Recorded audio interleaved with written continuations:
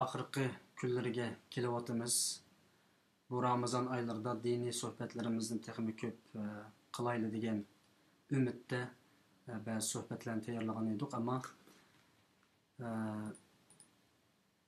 bizniki qarindoshlarimizning talabiga asosan Norvegiyadagi yoshlarimiz bo'lsin yoki Gollandiyadagi bir qism yoshlarimiz bo'lsin va yoki boshqa davlatlarda biz bilan aloqalashayotgan yosh qarindoshlarimiz bu dersimizni, ya'ni Avstraliyada yashayotgan xalqaro munosabatlarda mutaxassis, ya'ni tadqiqotchi bo'lgan qarindoshimiz Umid Musaboyev bilan bu darsimizning oxirini tezroq ko'rishni umid qilganligi uchun biz haftada bir qatim o'rinlashtiradigan bu strategiyaga munosabatlik darslarimizni haftada 2 qatimga o'rinlashtirdik va bu munosabat bilan biz boshqa diniy darslarimizni hozircha to'xtatib bu darsga markazlashib qoldik. Chunki haqiqatan vaqt bizni qisqaryapti aziz qarindoshlar. Bir yilda qiladigan planni bir oyda qiladigan xizmatni bir kunda qilishga qistab kelyapti. Bugun ham bir shu xabarni angladik. Qo'ljining Nilqin oilasidagi Abdurish Toji akamizningki turmada shahid qilinganligi, beshininki urib iz o'tilganligi, badanininki ular tarafidan zahmatga uchraganligi, hatto iç organlarının ele bağlılığı meselesi oturup koyulatıdı bazı qarindoshlarımızın söz boyunca. Yani Xitoy bugün bizni kecha kunduz xizmat qilishga, 1 soatlik xizmatni 5 minutda qilishga qistovdi. Shuning uchun biz davomli xizmatimizni davomlashtiramiz. Olimlarimiz bilan, qarindoshlarimiz bilan suhbat elib berib, chiqish yo'limizni izlaymiz aziz qarindoshlar. Chiqish yo'limiz bekmi muhim. Men texniklik tarafiga yana bir qatim qarab o'tay aziz do'stlarim. 10 yil, 15 yil, 20 yillik bir siyosiy hayotni boshdan kechiryapmiz. Tashkilotlar, rahbarlar oldimizda dag'dam yo'lda qadam tashlab menibdi, nurg'un narsalarni qilibdi, faxrlanamiz, nurg'un narsani qilolmabdi, tanqidlaymiz, tanqidladik. Buningdan keyin yangi bir qadam tashlashimizga majburmiz aziz do'stlar. Uning uchun yangi insonlar, yangi yoshlar, yangi strategiyalar, yangi planlar, yangi projelarning o'rtaga chiqishi bu biz uchun majburiyat, farz. Kechikadigan zamonimiz yo'q. Uning uchun biz bu darsimizningki vaqtini jiddiylashtiryapmiz. Inshaalloh darsimiz tugagandan keyin, ya'ni bu bir qancha qatimliq strategiya, ya'ni tashkilotlar, rahbarlar, Uyg'ur davosi, Uyg'ur mustaqillik harakatininki mujodilasida qanday qilamiz masalasida jiddiy shaklda strategik planlar, so'zlar, darslar davom qilib bo'lgandan keyin albatta so'zimizga amal qilish yuzasidan buni ishga oshirishga tirishimiz. Ya'ni albatta buningda cho'qim yoshlar birinchi o'rinda bo'lish kerak, oldiga chiqish kerak. Xuddi hozir mayli Amerikada bo'lsin, mayli boshqa davlatlarda bo'lsin, yoshlarningki qilayotgan harakatini ko'ryapsizlar. İnşallah buningdan keyingi harakatda burunqilar besib o'tgan xizmatni hassilab qilish majburiyatida biz. Buning uchun butun qarindoshlarimizninki hushyor turishini, vaqtining ko'pragini xizmatga berishini, to'g'ri bo'lgan uslubni, to'g'ri bo'lgan metod, to'g'ri bo'lgan plan projelarni izlab buning keyindan ergishishini, to'g'ri bo'lgan insonlarni arzulashimiz, ularning bilimini ilishimizni va to'g'ri bo'lgan tashkilotlarningki atrofiga o'yishimizni chin ko'nglimizdan talab qilamiz aziz qarindoshlar. Chikranning oxirida bizning hurmatli mehmonimiz yosh tadqiqotchi Umid Musaboyev, ya'ni aynı zamanda bizningki tarixdagi Musaboyev vakillarimizningki avlodlari bo'lgan Umid Musaboyev qarindoshimiz saqlayotdi. Bugungi temamiz hammalar qiziqayotgan bir tema. Kishilar qora quyuq tanqidlayotgan bir tema. Hatto ba'zi adabsizlar tillayotgan, yana haqorat qilayotgan kishilar ustida to'xtalamiz. Biz insonlarni haqorat qilmaymiz qarindoshlar. Biz tashkilotlarni haqorat qilmaymiz, keyindan g'aybat qilmaymiz, shikoyat qilmaymiz. Faqat ikrorlarimizda ilmiy shaklda ularni obzor e'lon qilamiz, tanqidlaymiz, to'g'ri yo'lni ko'rsatishga tirishamiz. Agar to'g'ri yo'lni ko'rsata olsak, u shaxslarni ham og'idan gap qilmaymiz, tillamaymiz, haqorat qilmaymiz. To'g'ri bo'lgan tanqidiy ilmiy usullar bilan ularning isloh bo'lishiga yo'l ochishga biz vosita bo'lamiz aziz qarindoshlar. Buning uchun tashkilotlar nima ish qilish kerak? Qildi, bundan keyin nima ish qilish kerak? Raislar nima ish qildi, bundan keyin nima ish qilish kerak? Va vaqtliq bir strategiya bizga nihoyatda jiddiy zarur bo'layotdi. Bu to'g'risida ham Umid Musaboyev qarindishimizning javobini olamiz. Strategiyaningki muhimlik to'g'risida to'xtalamiz. Chunki har odam har yerdan chiqib hissiyot bo'yicha xohlagancha sistemsiz, strategiyasiz, plansiz bir ish qilish bizni yana 10 yil, yana 20 yillik vaqtimizni bekor o'tkazishga elib boradi. Shuning uchun plan, strategiya, sistem bilan mengishni o'ylashib, bugungi qiziq vaqtda har odam shu ortolayotgan, har odam namoyishni to'layotgan, har odam Xitoy qarshi bir harakat qilib, qiysa qo'ldi deb nihoyatda jiddiy bir hissiyotning ichida ya'ni bu qiziq hissiyotning ichida ketayotgan bu daqiqalarda biz o'zimizni sal tutib olib, strategiya to'g'risida, planlar to'g'risida uzun muddatlik va qisqa muddatlik planlarimizni o'ttirib qo'yish bilan biz qadamimizni mustahkam, sobit qadam bilan tashlashga tirishimiz aziz qarindoshlar. Assalomu alaykum Umid Musaboyev efendim, ikramimizga hoş keldiler. Allah sizden razı olsun, yana vaqt chiqarib bu yerim kechida soat hozir 1:02 bo'ldi bu yerda. Vaqt chiqarganliklari uchun rahmat aytaman va so'zni sizga qo'yib beraman. Marhamat. Aleyküm selam ustoz, sizlarni mushaqingiz xayrli bo'lsin. Rahmat. Amsa biz oldingi qitimda qatqaga yerdan boshlab davom qilaylik.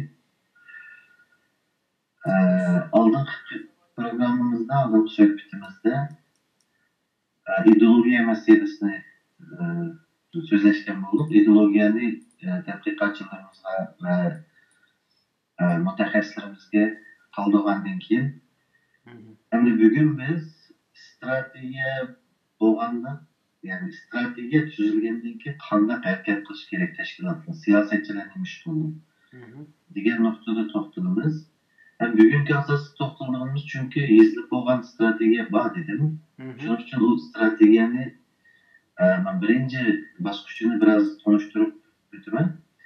Bugun ham asosli siyosatchilar, rahbarlar nima ish qildi degan ularning roli to'g'riliq deyishilgan, suhbatlashilgan nuqtalar bo'ldi. Oldi bilan ideologiyamiz yo'q. Bu tamam. Bu ahvolni xalqimiz tushunadi, ammo yezish bitirish tadqiqotchilarimiz hamda hozirgi ahvoli. O'tgan qitimliq programmada so'zingizni bir kesib o'taman. Erkin Akram efendim o'zining strategiya yig'inini 3-yilda qadam qo'ydi. Bu yig'inning asos maqsadi shu deydi, ya'ni ziyolilar, olimlar bilan birlashib, men talab qildim, bu 1 yil ichida buni yezib bo'lgan bo'lsang qanday bo'ladi desam, 1 yil biroz tez bo'ladi, ammo biz buni ideologiya, millatning ideologiyasini biz yezib chiqamiz deb uni degan bo'ldi. Yana bir gap, siz hozir yezilib bo'lgan strategiya bor deysiz. Bu to'g'rimi? To'g'ri. Demak, qo'limizda bizning strategiyamiz bor. Bizning strategiyamiz 15 yil oldin yezilib bo'lgan. U nima uchun ijro qilinmadi? Mishada qo'shimcha bir savol so'rab qo'yay, undan keyin so'zni sizga qaytarib beraman. Bu endi siyosiy tashkilotlarimiz sistemli bir strategiya bo'yicha ham siyosat tuzib menish bizda bo'lmaydi. O'tgan 15 yilda biz strategiya nuqtasidan, ya'ni bir yo'lda sistemli menish nuqtasidan biz vaqtimizni sarf qildik. Shuning uchun ham bugun qancha yillar davom shu harakat Sharq Turkiston masalasi bo'lgandan keyin bugungi ahvolimizni qarang. Bugungi ahvolimizda Sharq Turkiston mustaqillik harakatining sistemlashgan tashkilotlar bormi deganda bor bo'lishi mumkin. Xalqaro saviyada yetishgan siyosiy yo'llar bormi deganda buni oldingi programmada dedik. Bor bo'lishi mumkin, lekin o'tirib chiqmagan bo'lishi mumkin dedi. Xalq saylagan sürgündük parlamenti bormi desak yo'q. Xalq saylagan sürgündük hükümeti bormi desak yo'q. Bizda sürgündük hükümet bu, ama xalq tarafidan saylanadigan davrga kirmadi dedi. Yana birisi hakkında başka devletler çıkarılan kanun var mı? Yok. Mesela Amerika'da Tibet doğruluk çıkarılan kanunlar var. Hatta Tibet besivilangan zemin deb çıkarılan kanunlar var. Hem de halkı ve teşkilatlarda müstakillik ideyası var mı degende bu pek mühim. Çünkü bu bizni etnik milletçilikten azatlık milletçiligiga, yani etnisiteden nation'a kötürülgen narsa muşu. Bizde ideologiya derecesinde bundaq bir müstakillik ideyasi yok. Bunu aldığın kıtayımı sözleştik. Andakin devlet degandan halkı buldu dedik. Bizden halk şu degende bizde iniq emas. Yani Uygur'unu, Kazak, Özbeklerini biz çıgalamdı, Mongollar, Şiveler şu degen meselelerge aldığın kıtayım degenimizde cevap verilmedi. Yıllık kirmeydi değil mi? Bu tehbit bütün dünyada Şarkı Türkistan erkek üçün aydınlatkan iqtisadi qimmat belki 1 milyon dolar etrafında buluş mümkün. Tahmin bu. Ama onun bek çık buluşu natay. Yani Şarkı Türkistan erkisteki selinayotgan çıkım yılda 1 milyon dolar demsiz. Buluş ihtimali var. Yani bizge iniq hesap macıcılık deb teşkilatlardan to'liq e'lon qilingan hisoboti bo'lmagan ekan biz shu bu yerdan to'g'rilardan masalan Amerikaning bergan pullarini e'lon qildi, shularni yig'ishtirib jiqqa vaqtimizda shu bir qancha 100 ming dollardan 1 million atrofida bo'lish ehtimoli bor bu. Endi aloqa qilmaymi fursatni tutishga tayyorligi. Biz Sharq Turkiston erkisining bir fursat kelsa hozir tutish tayyorligi tayyor emas. Buni Tibetlerden ahvallık karsak bunu önümüzde demek Tibet erkisine ahvallık karaydan olsak eğer sistemlaşkan teşkilatlar var. Bu sistemlaşkan nime birden mümkün düşündürme. Halkara seviyede yetişken siyasi yolları var. Bunu bu da ekran körüsler. Halk sayılgan sürgünlük parlamenti var. Bu Hindistan'ın Dharamsala'da. Halk sayılgan sürgünlük hükümeti var. Hakkında başka devletler tarafından çıkarılan kanun mu var? Amerika'da bir qancha haftaning oldida bir kanun çıkarıldı yanıqlar oldu. Halkı ve teşkilatlarda müstakillik ideyasi var. Endi bular biz hal qilolmagan xalq meselesini bunda qildi. Halkı Tibet tug'ilgan, o'zini Tibetlik deb qaragan barliq xalq.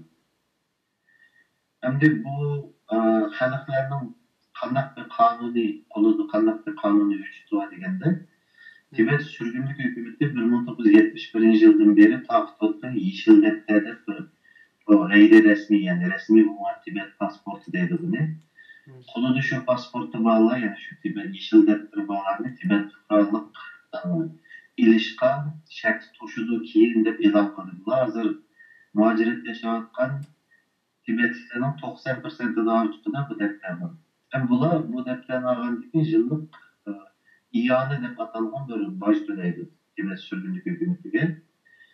Bu tölagan budjet Tibet sürgünlük hükümetinin yıllık kiriminin asaslı kısmını 22 milyon dolar yılda yığılan budjet. Hem Amerika yakında 17 milyon dolarlık bir yardım tasdiqladi. Şunun için 2018 yıllık Tibet müstakillik hareketinin bu yıllık kirimi 40 milyon dolardan aştı. Fırsatını tutuş tayyorligi Tibet müstakillik hareketi tayyor fırsat kutmoqda. Bu yerda men nima demoqchi deganda mana bu ko'rinishlar Tibet xalqi va bayat men degan yeşil defter yani gayri resmi Tibet pasportu deydi buni. Dalai Lama'nın var bu. Bu keyin Tibet müstakil bo'lsa Tibet fuqarosi bo'lishning sharti shu defterni hozir qo'lida tutish. Buni yoshlarni tutadi, hatto chet elliklarga mutaxassis ko'pchilikni bular faqat iqtisodiy jihatdan yordam berishni xohlagan chet elliklarni bu deyilib iqtisodiy jihatdan yordam beradi. Endi mana bu kishi bo'lsa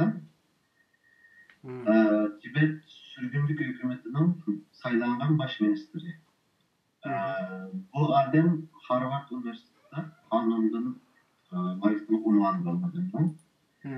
Yani Tibet sürgünlük hükümetinin ministerlerinin emisi gayret devletlerde en yaxşı üniversitelerden bitiren kesbi xodimlar. Yani bizim xalqaro darajada siyosiyni yetish kerak deganimiz ana shunday xodimlar yetish kerak bizning. Bizde onda bağımlı degende köp emas. Tibet sürgünlük hükümetdeki qaraydigan bolsak, bularning Dharamsaladan saylam qilindi. Bunda Amerika saylamlaridek prezidentlar bir-birlariga raqobatlashadi kandidatlar. Undan keyin bu naq maydondan tarqatildi. Amerika ovozi Tibet chiqqani tarafidan va 150 mingdan ortiq xalq bilet tashlaydi.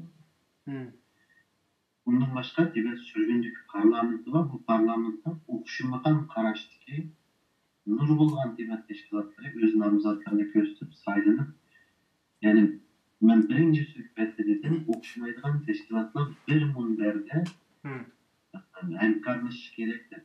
Tibet sürgünlük hükümeti Tibetning bu o'xshamaydigan tashkilotlardan fikr almashtirish va qaror verishdagi eng yuqori organi. Bular buna qilib bo'ldi bu ishlarni. Bizde bo'lsa ahvolimiz texnikaya bo'ldi. Endi qanday qilib Tibetliklarga yetishimiz? Biz Tibetliklarni keyin qildik.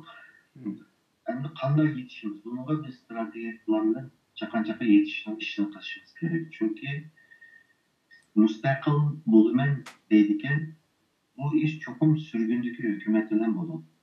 Men bir gapni qistirib qo'ysam, 40 million bu 2018 yil 40 millionlik bir mablag' ega ekan Tibet sürgün hükümeti. Bu mablag' faqat xalqdan yig'ilgan mablag'mi yoki shu hükümetmi yordam beran hükümetlar, dunyodagi hükümetlar?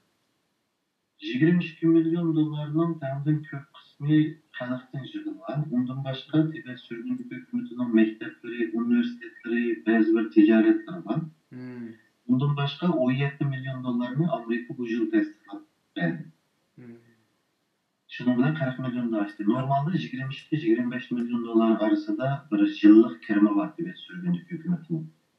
Yani abay siz dediniz eğer Xitay parçalanıp kalıp kalsa Tibet hükümeti yani sürgün hükümeti şu hazırlan berip hükümetin birini kuralaydı o Tibet'te. O hükümetten birini kuraladığımız şu sürgündeki hükümet şu üzümün zımına da kanunluk hükümet bu kralın dalmışlar. Çünkü bütün ministerleri, bütün şu üzü kılmaktan mesela Taşkışlar Ministeri, diplomatiyede, baş ministeri, Harvard'ın kanunda, hatta su işleri ministerlerinden tartıp özünün kesbinin ehli olan kişiler bunlar. Şunun için hazırlan Tibet müstakil olsa, bu hükümet kırıplı baş olsa başka giderler. Hem bunlarla kandak yetişemez. Bu bir mesele. Şunun için bunlarla yetişten düz bir stratejiye gerek bizge. Aldı bile bizden tüzülgen stratejimiz var dedim. Şunun için ben stratejiyenin maddelerine ya ki stratejiyenin basmışlarına bu ya da bunu yeni özgertip, yeni birine çıkarıp onu bölüşme açtık. Çünkü ya bu olan, çünkü ölçemli halkara seviyede stratejimiz 15'ten aldı tüzülü olanımızda. Hem de strateji tüzülgenden keyin siyasetçinin kılıdığı işleri. Yani bunun strateji tüzülgende bizim siyasetçilerimizden kıldığı işleri bunun. Kıldığı işleri aslında ne degende tüzülgen stratejiyanın birinci basıçının nişanlarına yetiş için siyasetçi ve siyasetlerini kısa orta varlık planlarını tüzüp belki biz degen yazılar ideolojiyanı kollanıp durup o siyasetlerini icra kılıyor. Bunun icra grafiki mandatlı. Mesela strateji, umum stratejiye tüzüldü. Bunu birinci baskuç, ikinci baskuç deb yıl vakit kısa baskuç boyunca nişanlarını bekitip şu nişanga yetkende birinci baskuç tügedi degende kılıp iniq kılıp yazıdı bunu. Ondan keyin en ahirgi baskuç tamam bo'lganda nişanga yetkendimiz. Birinci baskuçni yezip stratejiyachi siyasetchiga buyurdi. Siyasetchi yılda ideologiyani ishlatib turib o'zi siyasetlerini tüzüldü. Siyasetçinin işi siyaset tüzülüş. Bu siyasetleri kısa vadeli planlar, otur vadeli planlar degende bir kanç aylık, uzun olsa bir yıl ya da 2 yıllık planlarını tüzüp siyasetlerden bu icra kılındı bu birinci stratejilik planının birinci bosqichini. İcra qilib bo'lgandan keyin buni strategiyacha qaytarib turdi, biz bu bosqichni tamomladik. Ondan keyin ikkinchi bosqichga o'tdi, bu yana o'xshash siyosatchiga berildi. Ondan keyin u tamomlab bo'lgandan keyin uchinchi bosqich yeni siyosatchi, ondan keyin nishonga yetadigan gap. Endi bu bosqichlarda men sürgünlük hükümet, Tibet sürgünlük hükümetini ko'zlasam, balkim ba'zilar sürgünlük hükümetga egashsak yaxshi bo'ladi deyish mumkin. Ammo sürgünlük hükümetlerinin bu stratejik bosqichlarning birisida ularning bir yeri bor. Masalan, biz Sharq Turkiston mustaqillik harakati umumiy strategiya boshlanib, birinchi bosqich ijro qilindi. Bizda mayli. Tibet kişiler olsa, ular üçüncü bosqich miyada hükümetlerini kurup olduğu emin isteği onlar bir fırsat saklap durmaktır. Şunun için biz bu iki bosqich kendi qilishni ciddi aldığı kadem alırsak, yeni bir 15 yıl ötüp geçse bizge kechikib qalamiz. Bu işten çatak çıkıyor. Şunun için hem de tüzülgen strategiyanın birinci bosqichini so'zlashimiz uchun siyasetçi neymiş olduğu, siyaset tüzüş degen qanday bo'ladi, planlar qanday bo'ladi deganga misollarni olamiz. Misolga tuzilgan strategiyamizning birinchi bosqichi mana edi. Ya'ni strategiyachi siyosatchiga mana bunday bir narsa bersalar kifoya. U umumiy strategiyasidan bir varaq qog'ozda nishonlarni aniq chiqariblar. Birinchi bosqich inshaalloh birincisi teşkilatlarını sistemlaştırış, ikincisi Şərq Türkistan meselesini xalqaralaştırış, üçüncüsü teşkilat xadimlerini kəsbiyələştiriş. Bunun da yetidiğen konkret nişan, her bir teşkilatının 5.000 əzası bolğan, yıllık kirimi 500 mandan 1 milyon dollargacha bolğan algı ikiliş, Şərq Türkistan meselesini hükümetler, üniversiteler ve xalq biladigan algı ikiliş, xadimlerini kəsbiyələştiriş qədimini bisiş. Muddeti 3 yıldan 5 yılgacha, yani strategiyachi siyosetchi rehbariga mana bir narsa bersalar, konkret narsani siyosatchiga o'tib berish. Yani 3 yıldan 5 yılgacha sen bu ishni qilib bo'lding. Endi siyosetchi nima ish qildirsiniz? Buni ag'ardigan qo'naga siyoset tuzib. Misollar strategik birinchi bosqichning birinchi nishoni tashkilotlarni sistemlashtirish uchun tuzilgan siyosatlar. Bu endi men 9 yıl aldı tuzgan siyasetler. Endi buni xalqimiz bilan bugun o'rtoqlashaydi. Bu siyasetni tuzishda 9 yıl saqladınız yani. Yo'q, siyaset 9 yıl aldı deya bu bo'lgan. Yani ilan qilishdi demakchiman. Xato so'zlar. Ha, ilan qilishdi shunda. Endi mana 9 yıl mobaynida ba'zi narsalar qo'shildi, ba'zi narsalar ilindi, o'zgartish bo'ldi, ammo asosli grafiki, asosli mazmuni 9 yil oldin tuzilib bo'lgan narsalar. 2019-yilda. Shuning uchun men bir siyosatchi bo'lsam, bir tashkilotlar rahbari bo'lsam, mana strategiyachimiz nishonlarni berdi, meni qilishim siyoset tuzish.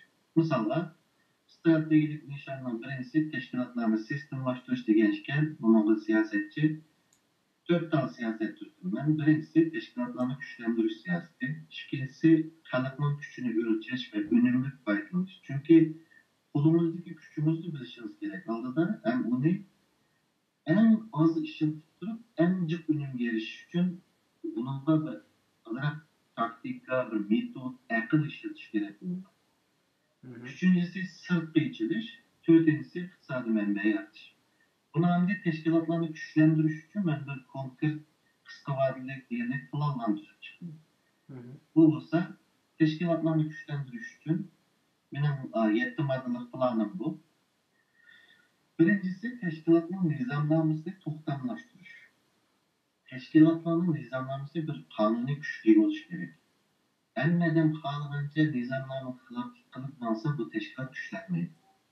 Hem bu nizamlamanı hiç kadar ekmek yok nasıl kaldı. Şunun için teşkilatın nizamlamasını hem Uygurca hem özünüz teşkilat devletin sizlerle yazıp çıkıp sayılangan heyet kadınlar 7-8 heyetinin bunun da cezalarına olurdu. Misalga Burun Amerika Uygur Cemiyeti'nin nizamlamasını karşısanız Vezip Amerika Uygur Birliği'de Vezip Ütarkan'da ve teşkilatdan ayrılgandan keyin 2 yılgacha Xitoyga qaytishga bo'lmaydi degan maddasi bor.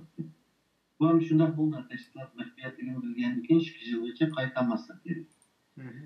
Endi bu yerga agarda qaysi jo'g'irsa deganda bir jazo, masalan, iqtisodiy jazo. Agarda qaysi 5 ming yo 10 ming dollar to'laydi deb to'xtamlashtirish kerak bu narsani. O'sha davlat qonuniy ega qilib, qonuniy kuchga.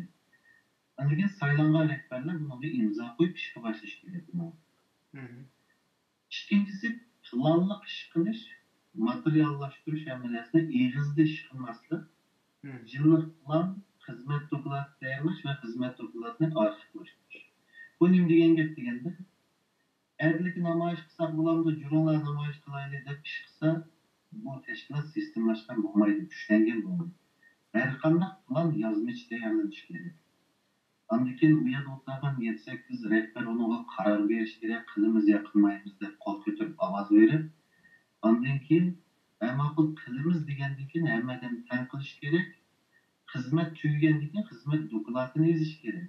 Bu dokladni bu tashkilotning arxivi bo'lib kelish kerak. Chunki 50 yildan keyin tarixchilar yoki bizning avlodlarimiz bular nima ish qilgan bo'lmaydi degan vaqtda bizdan bir material qilish kerak, bizdan bir arxiv qilish kerak ular. Hozir 10-20 yillik tashkilotlardan sizlar 20 yilda nima ish qildinglar desa, arxivini ko'rsatadiganlar bor, ko'rsatmaydiganlar. Endi üçüncüsü ticaretçi menteşesini qo'llash kerak. Buni ayrim to'xtalmayman. To'rtinchisi başka Şarkı Türkistan yoki Uyg'ur tashkilotlari bilan 0 darajada jidal siyosat yuritish. Bu sıfır sorun politikasi degan Turkiyaning tashqi ishlardagi strategiyasi. Buni ilib ishlasak bo'ldi. Masalan, ko'z qarashimiz o'xshamaydigan Uyg'ur yoki Şarkı Türkistan tashkilotlari bilan o'xshamasliklarni bir chetga qo'yib turib, o'xshashliklarda imkonlasak bo'ldi bir-birimizni tinglashgan holda. Jidalni 0 darajaga tushirish, ya'ni bir-birisi to'g'rilib jidalni tushirish kerak. Beshinchisi siyosatda psixologiyasini yuqori ko'tarish. Bu oldin suhbat deyilganda xoin va munofiq va degan gapni rahbarlar ishlatib bu butun harakatning, butun necha million insonning muajiratdagi Şarkı Türkistanliklarning ruhiy kayfiyatini, psikologiyasini buzadigan gaplar. Bunday gaplarni ishlatmaslik kerak. Altıncısı ceza mükafatını kurmuş, nizamnamni ve teşkilat a'zolarini qonun bilan qo'llash. Yani teşkilatning a'zolari, siz Gollandiyada bo'lsangiz, Gollandiyaning teşkilatlarning a'zolari ayni vaqtda Gollandiyaning fuqarolari. Qonun bu. Gollandiyaning boshqa fuqarolari nima huquqqa ega bo'lsa, ularning shu huquqqa ega qonunli fuqarolar. Uning uchun Gollandiya qonuni bilan bu a'zolarni qo'llash kerak.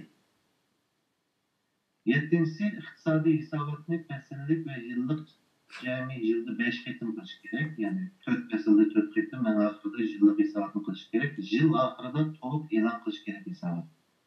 Hisobotni e'lon qilmagan tashkilot pek uzunga bormaydi. Endi bularning ba'zi modullarini nima qilaman? Bir-birlab qisqacha kirib so'zlab o'tib ketman. Birincisi, bu arxivlashtirish, plan tuzish deganda yillik plan va xizmat doklati tayyorlash, xizmat doklatini arxivlashtirish. Buning eng muhim narsa, meni qaysi tashkilot bo'lsin, men yerda Dunyo Uyg'ur qurultiyi hamda eng cho'ng markaziy tashkilotni boshliq qildim. Yillik umumiy yig'inlarga borganda yoki Dunyo Uyg'ur qurultiyining qurultiyi yoki boshqa tashkilotlarning yillik yoki 2 yillik cho'ng qurultiyiga, cho'ng faoliyatiga borganda a'zolar quruq bo'lmasligi. Ayetli, vakilli. O'tgan 2 yilda nima ish qilgan plani? Buningdan keyin nima ish qilgan xizmat doklati? Buningdan keyingi planlarni ib berish kerak. Ayetli demoqchi o'g'lim shu. Bunda bo'lganda tashkilotlar kuchli. Yana birisi tijoratchi mantiqasini qo'llanish deganimiz, Einsteinning bir davlat gapi bor. Dörtlük dedim, o'xshash ishni qilaverib, o'xshamaydigan natija kutishdir deydi. Shuning uchun sog'lom iqtisodiy inson energiyasi ham vaqt deganlar bu dasmiy bu. Bu dasmiylarga tushib natija olish kerak. Eğer netice alamasa, okşaşını kılıvermezsin, netice bulmagan zaman başka siyaset düzüp başka faaliyette ötüş gerekti. Bu bir yani demek çoğunu ben. Ünümlük oluşturdu. Hem nizamnamını toplamlaştırış ve kanun bilen kovlaştırdım, abiyan dilimde, eğer de bir elza.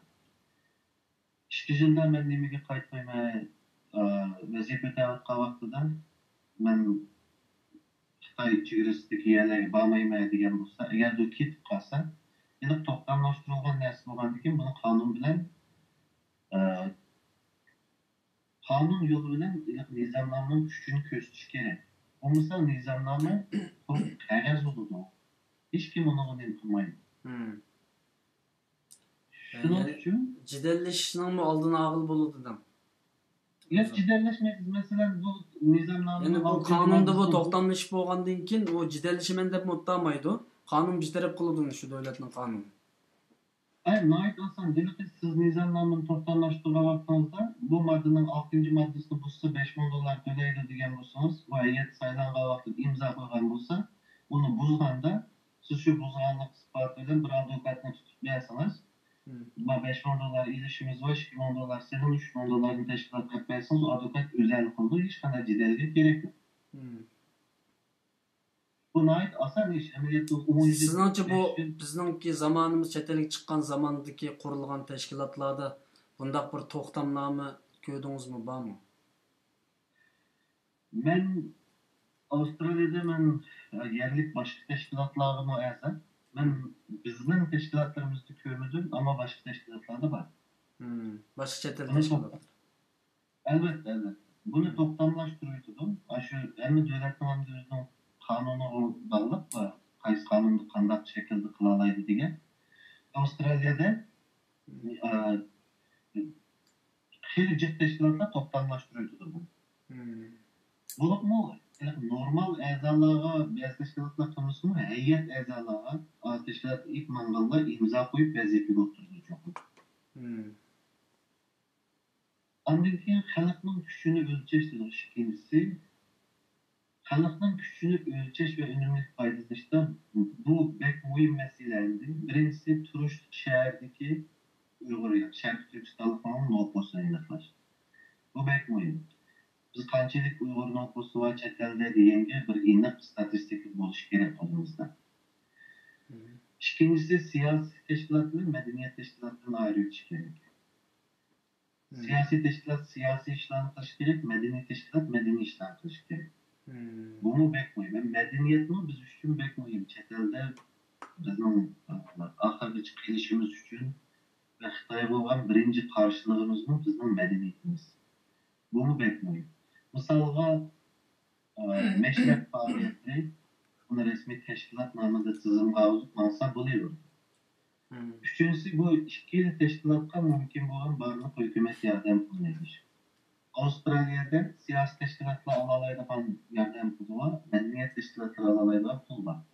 Bende Avrupa devletlerde pek çıkmaması mümkün ama Kanada, Amerika, Avustralya diyen devletlerde bundak medeniyet teşkilatlarını kollaydıgan fondlar cık buludan dedi yani.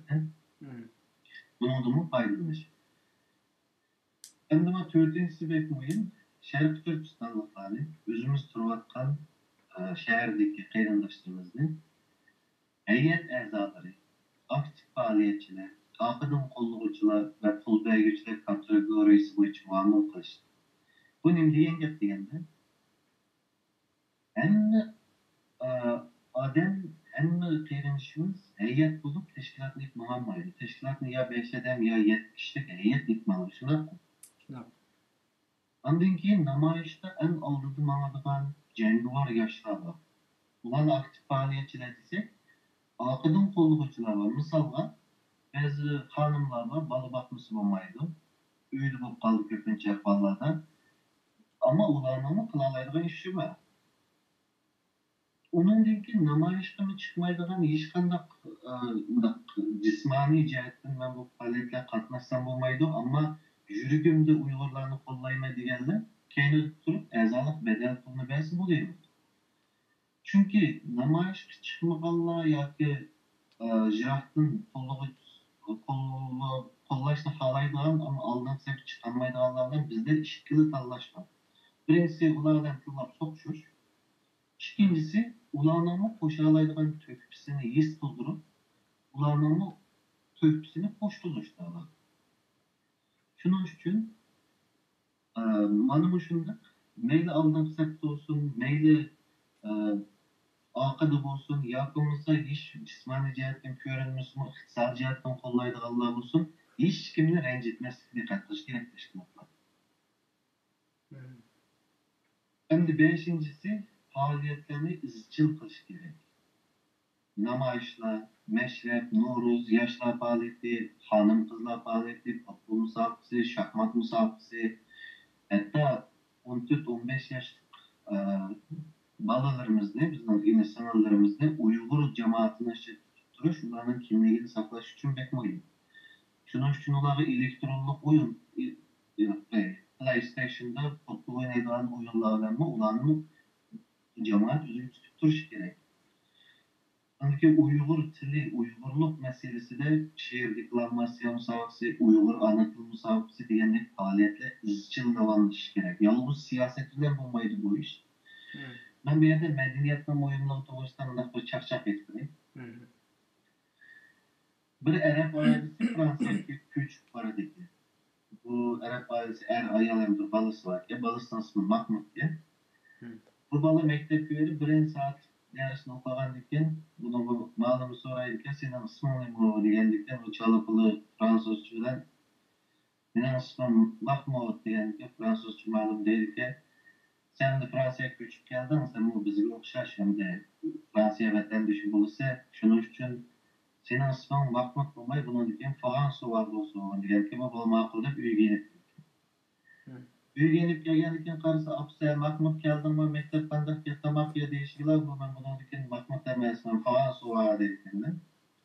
Şundan apsı vaysa Mahmut kandak Fransa var olsa da, balası unumay, şunda akıllı bir silkisler, politik bir göz kökürüp kaldı. Karışımda geçti dadısı gelgen, dadısı gelip mi vay demiş oldu Mahmut dese, ben Mahmut demez Fransa var buldum bugünden başlattı. Yani ki o dadısı mı uyak kısıntıyıp bu karşılaşıp yeni bir gözümü kökürüp kaldı. Şununla ertesi gün sabah mektep klasıyla malımı sonra etken gözü kökürüp etken balık karab, vay Fransa var ne malım bu dese, balık durup bitip, yakın malım akşam işki zoravan Arap'ın hocama koşturdum diyor. Şunun için chet elde kimligimizni saqlamasak, balalarimiz bizni tanıyamay qaldi, biz balamizni tanıyamay qolamiz.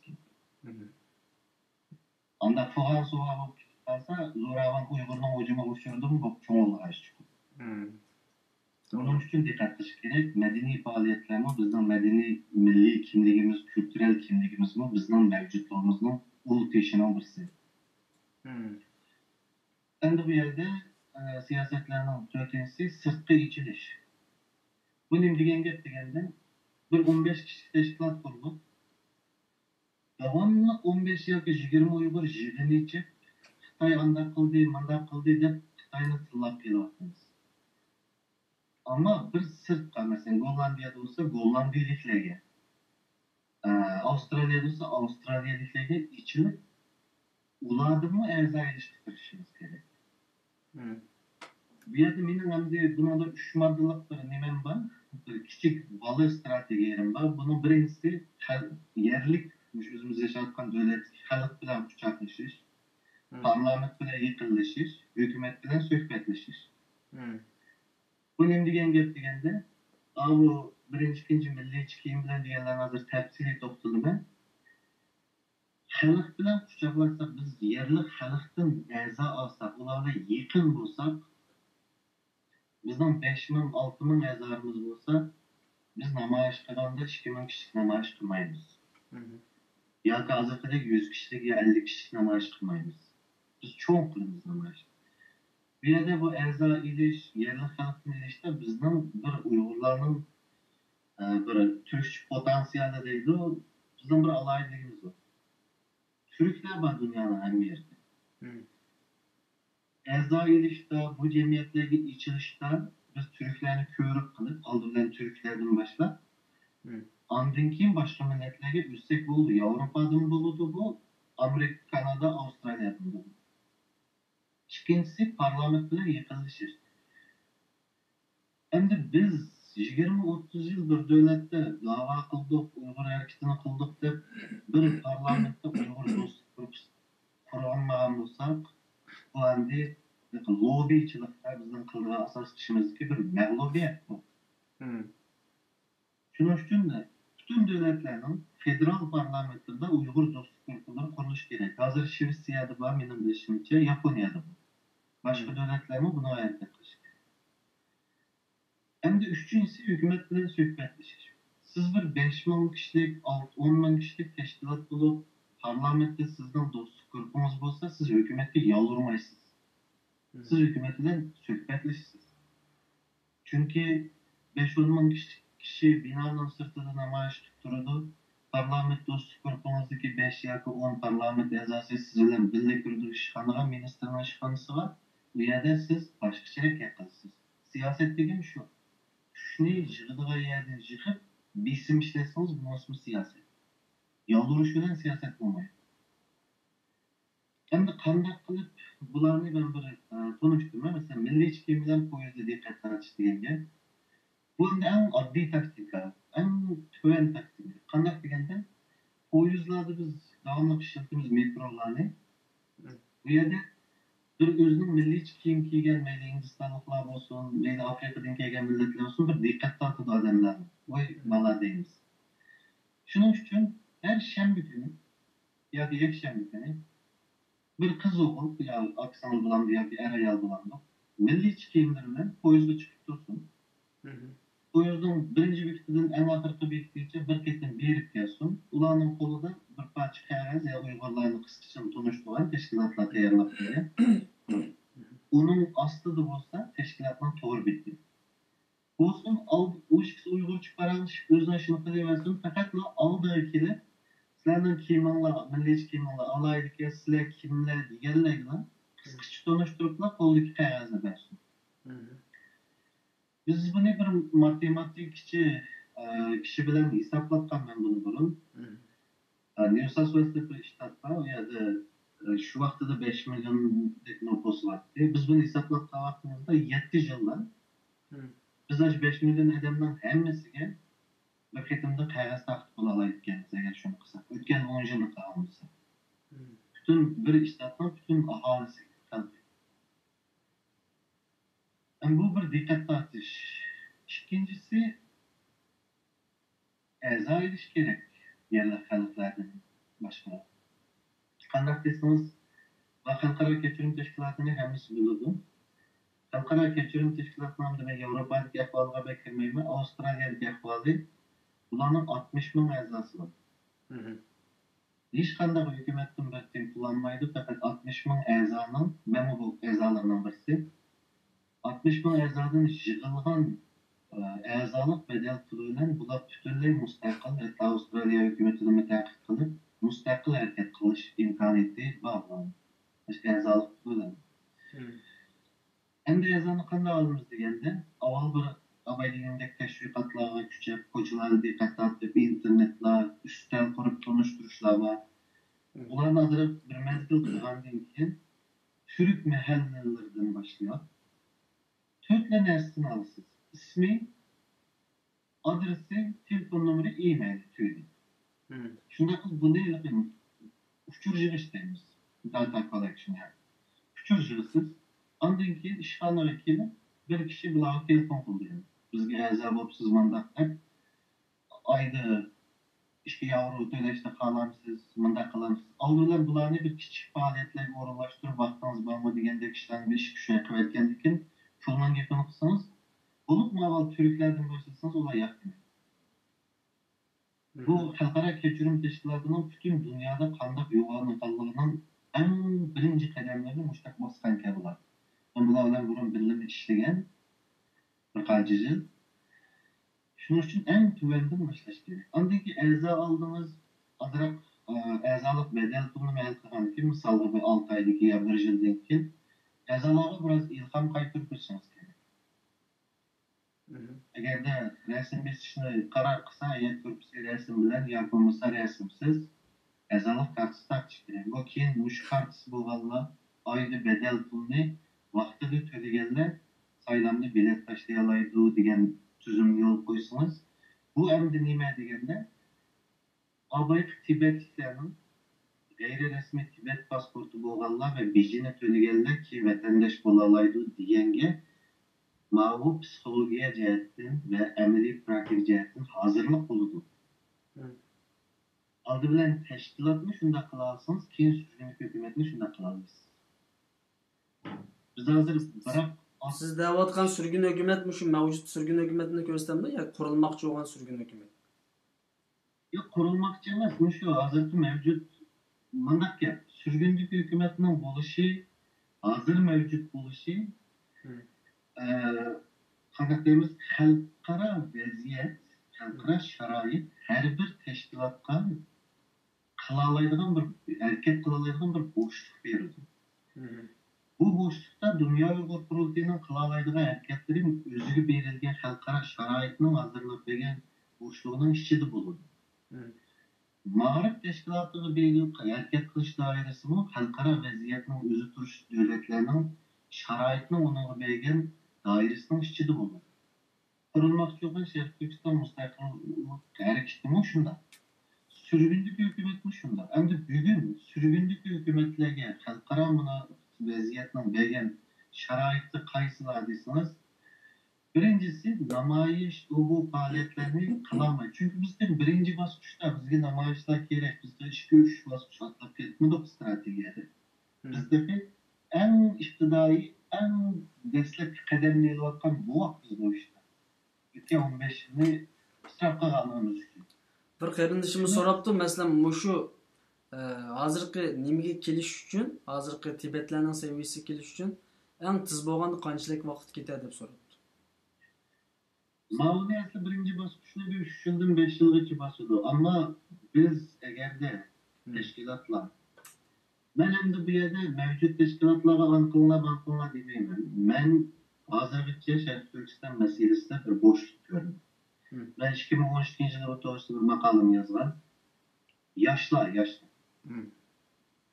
Bizning yoshlar buni mudaq boshlaydi. Dunyoda 17 yoshdan 30 yaşgacha bo'lgan shu bir avlodni o'zining asosiy harakat kuchi qilmagan hech qanday inqilob g'alaba qilolmaydi. Çin sulolasini yiqitgan Shinxay inqilobini yoshlatdi. Dunyodagi inqiloblarning hammasi yoshlar odamdir.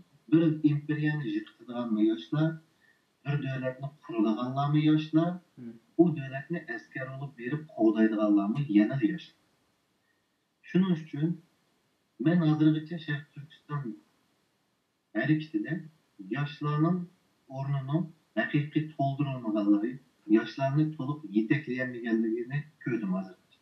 2012 yili bizning strategiyamizda yoshlar degan bir maqolamda men bu to'g'risida takliflarni berib, o'zimizning imkonimiz bo'yicha qilganim.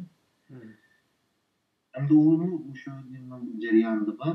Shuning uchun men deydim, yoshlar hozirgi mavjud tashkilotlar hamda o'zlarining planlari nimalar bo'lsa, ular shular bo'yicha qilsa, mening deydim, yoshlar bir kichik bir vaqt strategiyasini bir o'tirib qo'ying. Cho'ng birlashish uchun vaqt bo'linish. Yoshlar hozirgi mavjud tashkilotlarni agar sizlar bu ishlarni qilolmaydi ekan, hozirgi teşkilatlardan bununla yoki seviyesi yetmeyince yoki şaraiti bulmayınca deb qarasanlar, o'ylasanlar, vaqtliq bo'linib chiqadi. Amaliy faoliyat qilish bir bo'shlig'inglar bo'lsin. Endi bu sürgünlük hükümetini da'vatlatdik. Sürgünlük hükümetga bizning hukumatimizga hozirgi xalqaro vaziyatning bergan harakat qilish doirasi intayin har. Çünkü bizdeki yeni kadem algan bu vakit stratejiyani icra qilmaganligimiz uchun o'tgan 15 yilda. Shuning uchun bu vaqtimizda sürgünlük hükümet bizga kerak bo'lgan narsa namoyishlar qilish, ko'chalarga chiqish, bundaq ustallarni qo'yish, e'zoyish. Endi bu bir hukumatning qilgan ishi emas.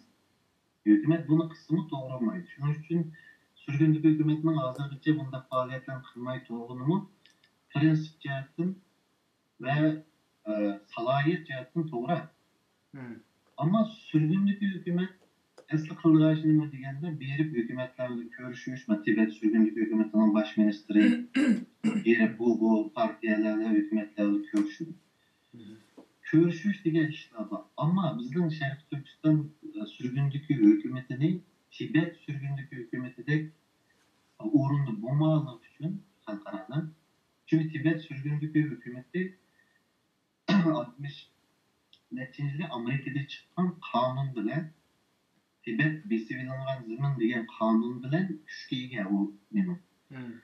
Bizde bu sürgündeki hükümet Sharq Turkiston besivilangan zimin degan bir devletlerde kanun çıkan günden başlap bizdeki sürgündeki hükümetin xalqaradagi o'rni bırak bo'lsin. Hem Onu kılalamdı hazır mevcut sürgün hükümet kılalamdı ya ki yan kurulmakçı olan sürgün hükümet olsun. Kılalamdı onu. Bugünkü halkara kanun. O stratejik basışının ikinci basışçılık işler.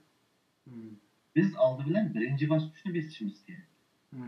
Birinci basış teşkilatlarını sistemlaştırgandan keyin teşkilatlar güçlengandan keyin ma teşkilatlarga pul kirgandan keyin yoshlar o'qigandan keyin ixtisos qadamlar qo'shilgandan keyin dunyoda bir ovozimiz chiqqandan keyin ikkinchi bosqichga o'tilgan. Buni kelamiz. Hozir biz birinchi bosqichni so'zlaymiz. Parlamentda Uyg'ur do'stlik gruppasi qurish. Bütün devletlerin federal parlamentda Uyg'ur do'stlik gruppasi qurish kerak. Çünkü bu kelgüsüde Şarkı Türkistan besivilangan zemin kanununu çıkarışının vakti kelgende, vaziyet kelgende ulanı bugünkü Uygur dost grupları ul tişi yani kelgüsüdeki ikinci stratejik kadem. Şunun için bununla hazır dikkat ediş gerek, hazır başlaş gerek. Yani aldığımızdaki ve 2-3 yıl içinde bu birinci basınç kılgaç. Şimdi iktisadi menbe yapmış. Abay diğerindeki bu iktisadi menbe yarıştan iktisat toplaşta iki yol var. Birincisi bir işe bir 10 milyon dolar pul gerek olan vaxtında birinci tanlaş birinci tanlaş iki ay Uygur'dan ya Şarkı Türkistan'dan 5 milyon dolardan pul ediş. İkinci kıl tanlaşımız olsa men erzakını birisinden 10 dolardan alsak mı? Yana 10 milyon dolar ki. Ama farkı onun erzalık bedel olup kilodur. Mao iki baydan alan pulumuz olsa yardım, sedike, iyane namı ki. Bu ikisinin karakteri ve prensibi okşumaydı. Bunu emimiz bilimizden. Şunun için benim taraftarlık benim taraftar boğan üslubumsa ikincisi. Ama diyelimde her şembe günü koçulağa çıkıp yaşlar. Tonuşturup hatta bir kaç noktada uğrunda tonuşturup bu kimin vakti olsun nöbet almışık ezacıksa 5 yılda biz bir çünkü birinci kademde 15 adam çıkan olsa ve birey 100 ezacıksa 6 aydan ikinci kademde 50-60 adam çıkıyor. Ula yeni bir 200 diyecekse 3. kademde en az diyelim 100 adam çıkıyor. Ular tekrar çıkışıyordu. Şunun için işine ezacıkış destek duyulanlığı ki nasıl alışıp gidiyor. Şuna bir yerde 5 yılda dedim ki burun stratejik nime boyunca bunu 3 yıl 3 yıl oldu. En az da 3 yıldan 5 yıl eden bunu get güzel seviye. Ayda eğer bir ezadan 10 dolar alsanız da eğer 5 yıl ezası yıllık kırmaz 600 milyon dolar. Hem de Tibet'nin şu Dünya Uygur Kurultayı'nın plan ve projeler arkalı kullanıldı hükümetler. Siz mi bir plan projelerini tüzüp bundan kılma planım var? Misalga bir üniversitenin okuvchilarga bekalık Uygurcha ders o'ttirmaydisangiz bo'ladi. Men Sidney universitetida Uygurcha ders o'tgan bir mezgil shu tashkilotning a'zosi bo'lib chiqdim bilan. Bular üniversitelerle emkarlık, başka işlerden, başka teşkilatlardan kıssanız bunu hükümet sizge mala, cemiyetke bir faydası oldu ki diyen anı kelse sizge meblag harcıyoruz ama Uyghur tili programlamachilik çünkü Uyghur tili bizning ba'zi universitet o'quvchilar o'rgangisi va o'rta Osiyo tadqiqot kvartallar deydigan ishlar bo'ldi. Buni izlanish kerak. Har xil projekt planlarni amal bo'lgan olaydigan pulni hammani elish kerak va a'zolik badalining ustiga. Agar mushuni ishonda davomli izchil maqalsa 5 yıldan sonra bu teşkilatlar en azından 600 milyon 1 milyon dolarlık kirim var teşkilat kaynaklı bütün dünyadaki teşkilat. Bunu yani birinci kaderini biz şöyle Türklerden başlar. Ondan keyin yıllık toplam kirim bakış, ondan keyinki ya 5 yıldan keyinki vaqtda manchilik bir iqtisodiy kuchlilik o'rnidan qopgandan keyin anadagi teşkilatning nomida har xil tijoratlarni, har xil mablag' selish, har xil ishlarni qilsa bo'ldi. Endi yeni bir narsa ve yeni faaliyetler. Bunu bana durun bir sınırımız degan. Biz Allah vermedi bir Xitoyli dağıtımızdı. Şunlar bunu uyuşup yani bu yaşlarının bu uylaş dairesi çoğunlardan kem olan dikin. Her bir yeni evlat çıkan sırı uylaş dairesi dedim kimlik madığa işke. Bizden ve yaşımız yukarılagan sırı biz baş katman kaldığında bu yeni evlatlar bizi yaratmayı kaldı ki bu an tabiattan kalmadı ki. Bu işte bir nersinde degen mağdurun gül takatsak o gülün aslında bir tane Şarkı Türkistan'dan bayrağı olsa bu yerge biz bir dostlarını bir uçur yazsak mesela meyege Uygur dostlarımızı unutmadı. Erken teşkilatla toğra adresi yazıp koysak kızla anıla bayramı var her devletlerde. İşte şu anılar işideki çetelliklerine müşter gül takatsa çünkü bunu herkes unutmaydı bular herkesin bu yerdeki hem de siyasette bunun imdeyimiz diyorsanız bu sanımızdan belgen fikrini devamlı Uygur meselesini yakışık Türkistan meselesini uylaş iyisiyle iliş için çokum kavlılık bir görüşten açtıyor. Çetellikler. Biz de güzel nesle akıtmayı sikse alanayız. Şunun için bir günlük öyle baktığım Uygurların iyisi alıdığan bu şundak adli ama intihar mənelik faaliyetlerine oldu dikende. Yaşlar acayip yeni nesler oylap çıkarlaydı ki yaşlardın mesleğe kalsa. Şunun için bunu bir yere kopya dedim. Çünkü yollar varken bu bayrak neyimiz odaydı. O bayrak torbiket adresi olsa onu bir biz kapıdı. O torbiket bunu elbette şu devletler yerleştirdi erzak olun, iyanı kalın degende orullar oluş gerek yani bunda kişilerini çalışmış gerek. Endi hoş bir yer abaysıl bir gapni qillam yani şu. Siyasi teşkilatlar bilen ijtimoiy teşkilatlar yani ayırıp ötiş gerek. Hem hazır bek aralashib ketdi bu mavjud teşkilatlarningki mesela Nuruz yoki ba'zi faoliyatlarni qiladigan san'at madaniyat san'at teşkilatlari var. Va yoki ma'rif teşkilatlari namoyish mi qiladi, siyoset mi qiladi? Dünya Uyghur Qurultayı zaman kelganda mashrab mi qiladi? Bu şekilde her teşkilat o'zining xarakteridan ishib ketgan va yoki hamma aralashib ketgan. Buningki qanday ta'sir bo'ldi? Yani bunda aralashtirib qilsin bo'lamdi. Hozir naq reallik bu ham desam. Bütün teşkilatlar aralashib ketgan, hamma ishni qilaveradi. Endi bunda ifade demiş gibi çıktı deysiniz. Xitoy ayakta bastığı vaqtida hammasi siyosiylashib ketdi. Xitoy qo'yib berganda hammasi ijtimoiylashib ketdi. Siyasi faaliyet kalmaydı ayakta selli boş qo'yib bersa, ajralishib ketdi, namoyishlar qoladi. Ayaktan şunda alıp basqandikin ana tilimiz, yaş evlatlarımız Uyghur dili, meşrep, örf, adet, kültür, üyütüş tüyep bitip hemimiz siyaset çok bitip kalımız. Bu işkisi tanıqlıqını saqlaşı gerek. Yani bir qancha yıldan oldu da bütün siyasi teşkilatlarımızda hemisi ijtimoiylashib bo'lgan asosiy siz mi bilasiz? Bunu yaşadık ha. Siyasi teşkilatlar şu davamlıq meşrep oynaydigan bo'lib ketdi. Yani çünkü siyasetten bazır qanmadı. Yani namayişte adam yok. Siyasi faaliyetlerge hiç kim kelmeydi o. Bu şekilde yaşadık. Şunun için bu meseleyi yaklaşık için ikisini ayrı etiş gerek ama birbirinin düşmanlaşına arz yok.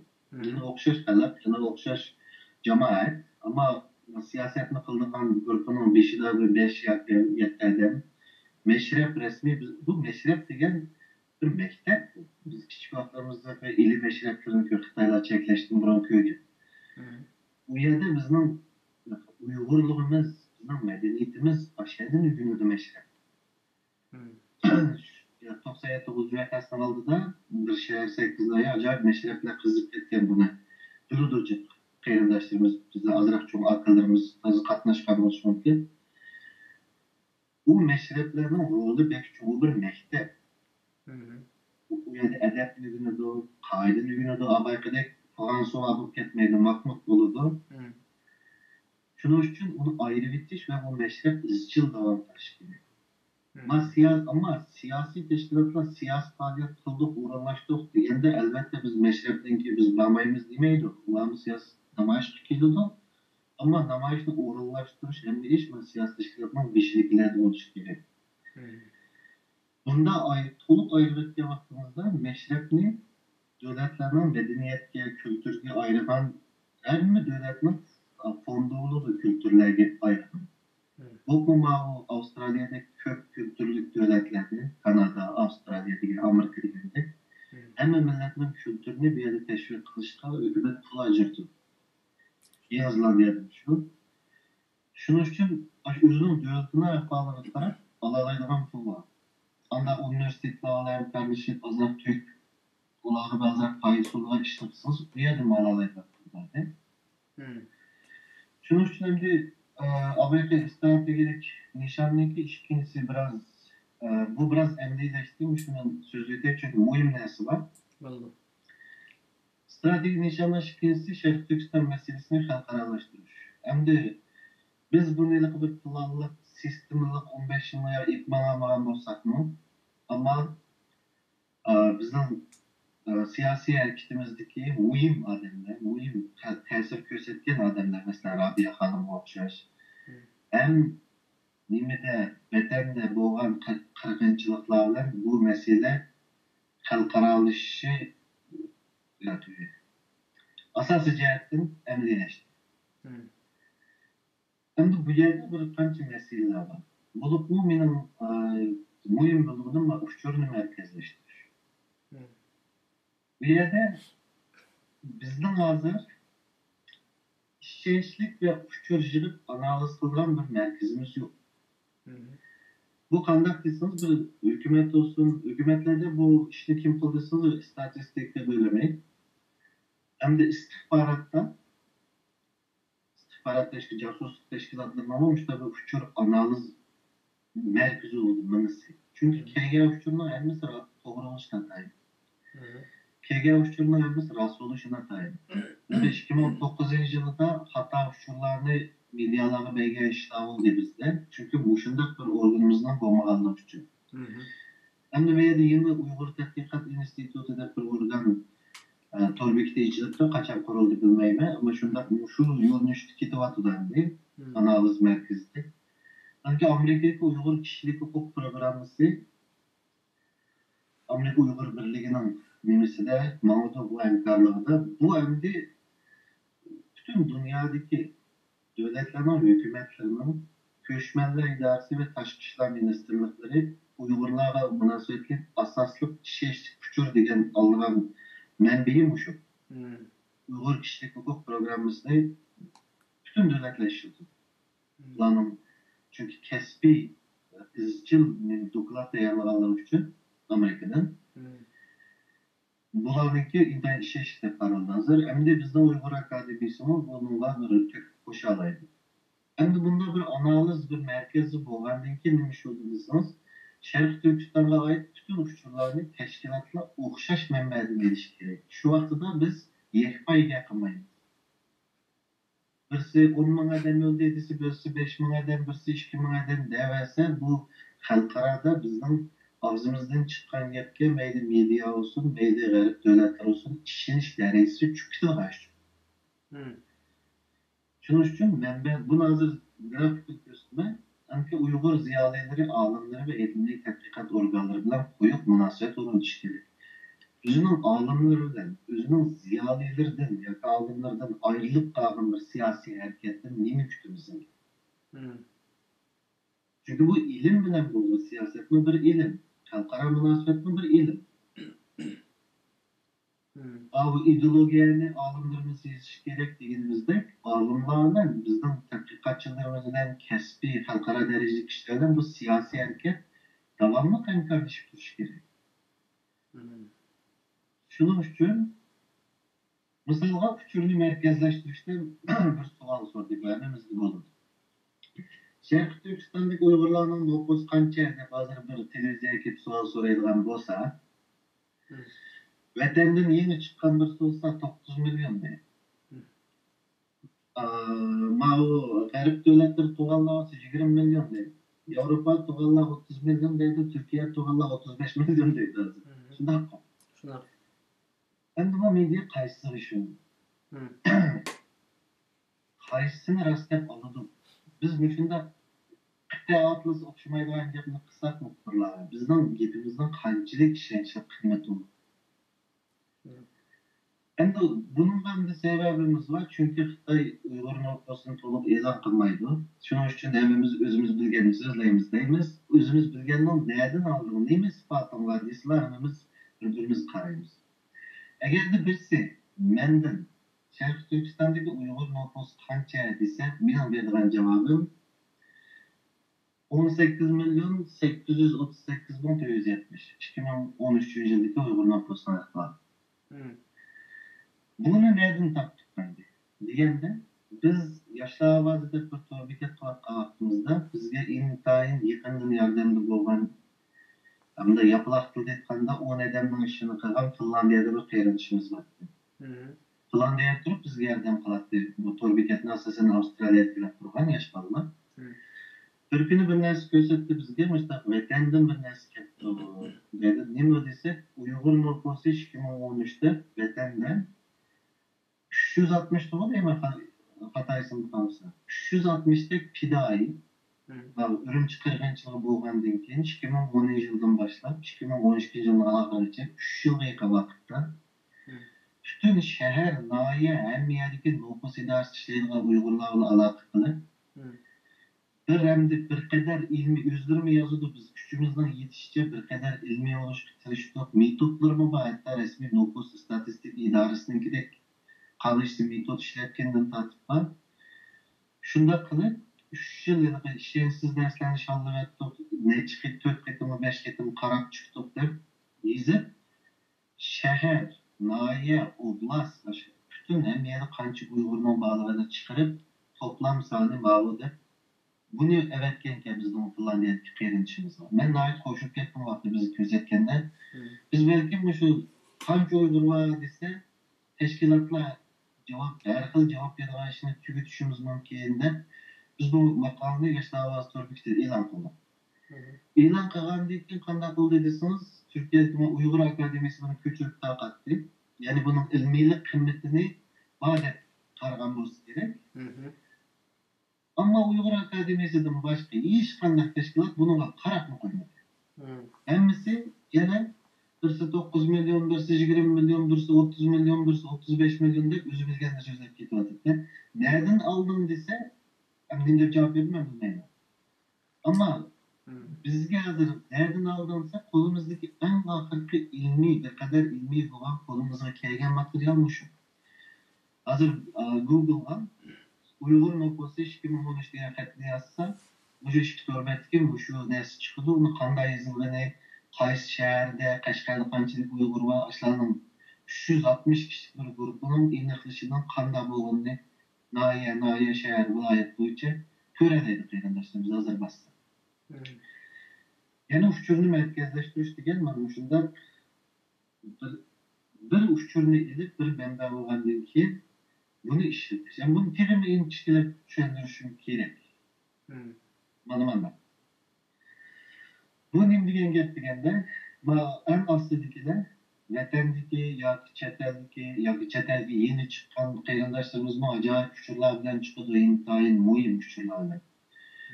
Bular chiqqandan keyin bularda bir qancha xil tanlash bor.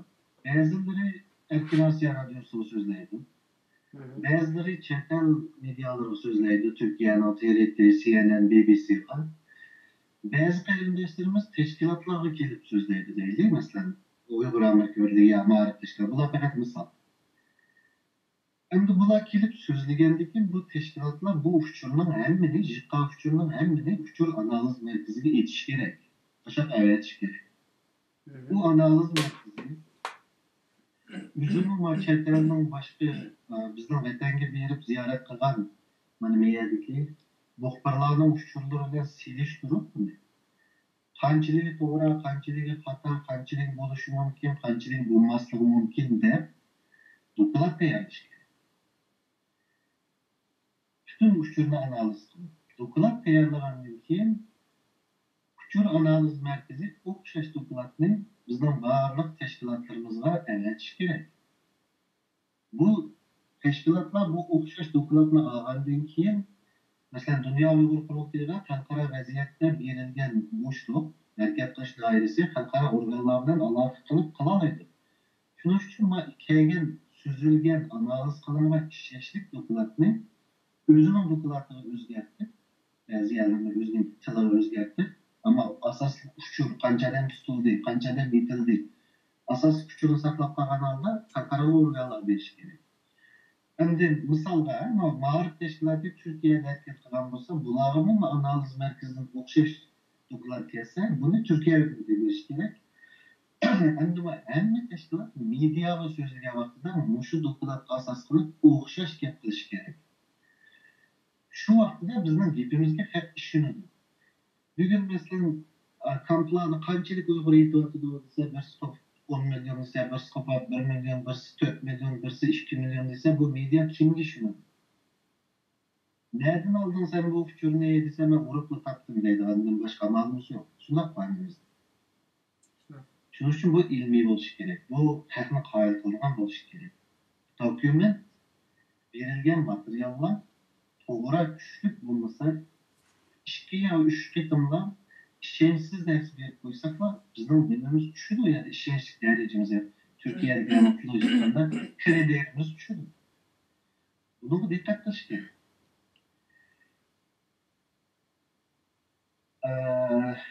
Endi bunaqasi bu uchurlarni o'xshash manbaga yig'ish va ular doklad chiqargandan keyin o'xshash manbada elish kerak. Bütün tashkilotlar o'xshash gapirish kerak. Qanchada bo'ldi desa, o'xshash kerak. Kishilik huquq va boshqa tashkilotlarning hamkorligi buni asosiyatdan nima qildik? Amaliyalashtirdik buni. Kishilik huquqlar tashkilotlari, xalqaro kechirim tashkiloti yoki kishilik huquqni kuzatish tashkiloti bilan munosabat bo'layotgan nimalarimiz bor, tashkilotlarimiz hamkorlashayotgan. Endi buni ikkinchisi, chunki oldingi ideologiya suhbatimizni qilgandan keyin bir nima bo'ldi? Ba'zi qarindoshlarimiz ummatchilikni tashqi siyosatda ishlasak deb degandek bir fikrlarni oldim ben. Olgandan keyin endi niyadan shuni munosabatga olish uchun bu yerga to'xtaldim. Tashqi siyosatda qarindoshlar Uyg'ur yoki Sharq Turkiston masalasining potansiyalini deydi Türkler. Bizning nima deymiz, eğriligimizni bilishimiz kerak. Bizning qanchalik kelgusida mumkin bo'lgan kuch to'play oladiganimizni bilishimiz kerak. Chunki agarda Sharq Turkiston masalasini ummatchilik yo'li bilan diniy qarindoshlarimizni desak, dunyoda 1,5 milliard musulmon. Hukumatlarni demadimmi? Xalqqa, musulmon xalqlarga tushunamiz. İkincisi, agarda Türkiye millatlarga buni kültürel milletçilik aldığımız eğitim dediğimizde Türkiye milletlerine tanıştırsak dünyada 200 milyon yakın Türkiye millet.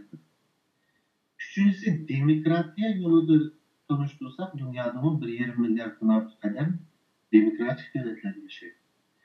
Şunun için hangisini işletsek anlarız.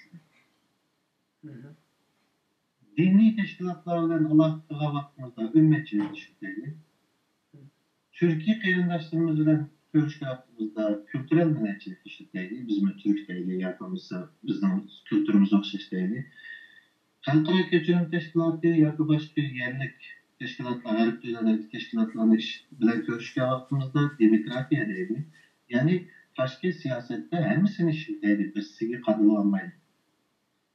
Agar bunda qilsak, biz butun dunyodagi demokrat kuchlarni, musulmon ümmetçilik ideolojidagi kishilarni va Turkiy millatlarning hammasini yig'ib kuchini Xitoyga qarshi qo'ya oladigan birdan bir kuch Sharqiy Turkiston masalasining kuchi. Bizning amaliyotda biz undaq ojiz, undaq yolg'iz emas. To'g'ri ishlatsak, tashqi siyosatni to'g'ri tanqidni saqlay olsak, bizda g'oyat zo'r kuch. Parlamentni harakatlantirish hamda avvalgidek parlament do'stlik guruhi qurilgan vaqtida vatanda bir qirg'inchilik yoki bir voqea chiqqanda avval parlamentdagi do'stlarimizni izlashimiz kerak. Ular hukumatga nima qilib, medialarni o'rinlashtirib, hukumatga bir yetkazib, tez harakat qila olamiz agar bo'lsa. Ondan keyin bu parlamentda shu do'stlarimizning o'rinlashtirishida Uyg'ur va Sharqiy Turkiston masalasini kun tartibga akilish kerak, ularga so'zlash kerak Uyg'urlar to'g'ri. Çünkü Novruz, Beşiktaş degandek ictimai faoliyatlarimiz bilan chaqirishimiz kerak do'stlar o'rnida keyin munosabatni kuchlantirib kerak. Avval deganimdek iqtisodiy kuchimiz yetganda a'zolarni elib iqtisodiy kuch kirgandan keyin hammamiz o'zimiz turish davlatning poytaxtidan ishg'ol etib bu yerga kasbiy muqim ishlaydigan xodimlar qo'yishib, yani bu ish kasbiylashishi kerak. Shunday. Bu darsning oyog'i bormi yoki Yani ishki ko'rinishdagi tugaydi. tamam. Media. Bu yerda muhim narsa ekan bu. Ishki va tashqi tashviqotni ayirish kerak. Uyg'urlarga, bizga Uyg'urcha tashviqotni Uyg'urlarga, chet elliklarga chet elliklar muntazam bir sistematik tashviqot berishimiz kerak. Endi bulardan boshqa maslagan ma'lumotni o'qisa bo'ldi bek muhim emas. Eng muhim narsa nima? Materialni mediada to'g'ri ishlatish bu siyosatning eng muhim, siyosiy da'voning eng muhim nuqtasidir birisi. Siyoset degan simullashtirish degani. Ana bu tanklarning oldida turgan odamni dunyoning har qanday yerdagi odam ko'rsa, qiyama voqeasiga deb biladi. Chunki uni simullashtırdı. 2009 yılı Ürümçi qirg'inchiligida bizning simul xarakterli bir rasmimiz chiqdi, ammo tashkilotlarimiz bu rasmni simullashtirishdan mag'lub bo'ldi.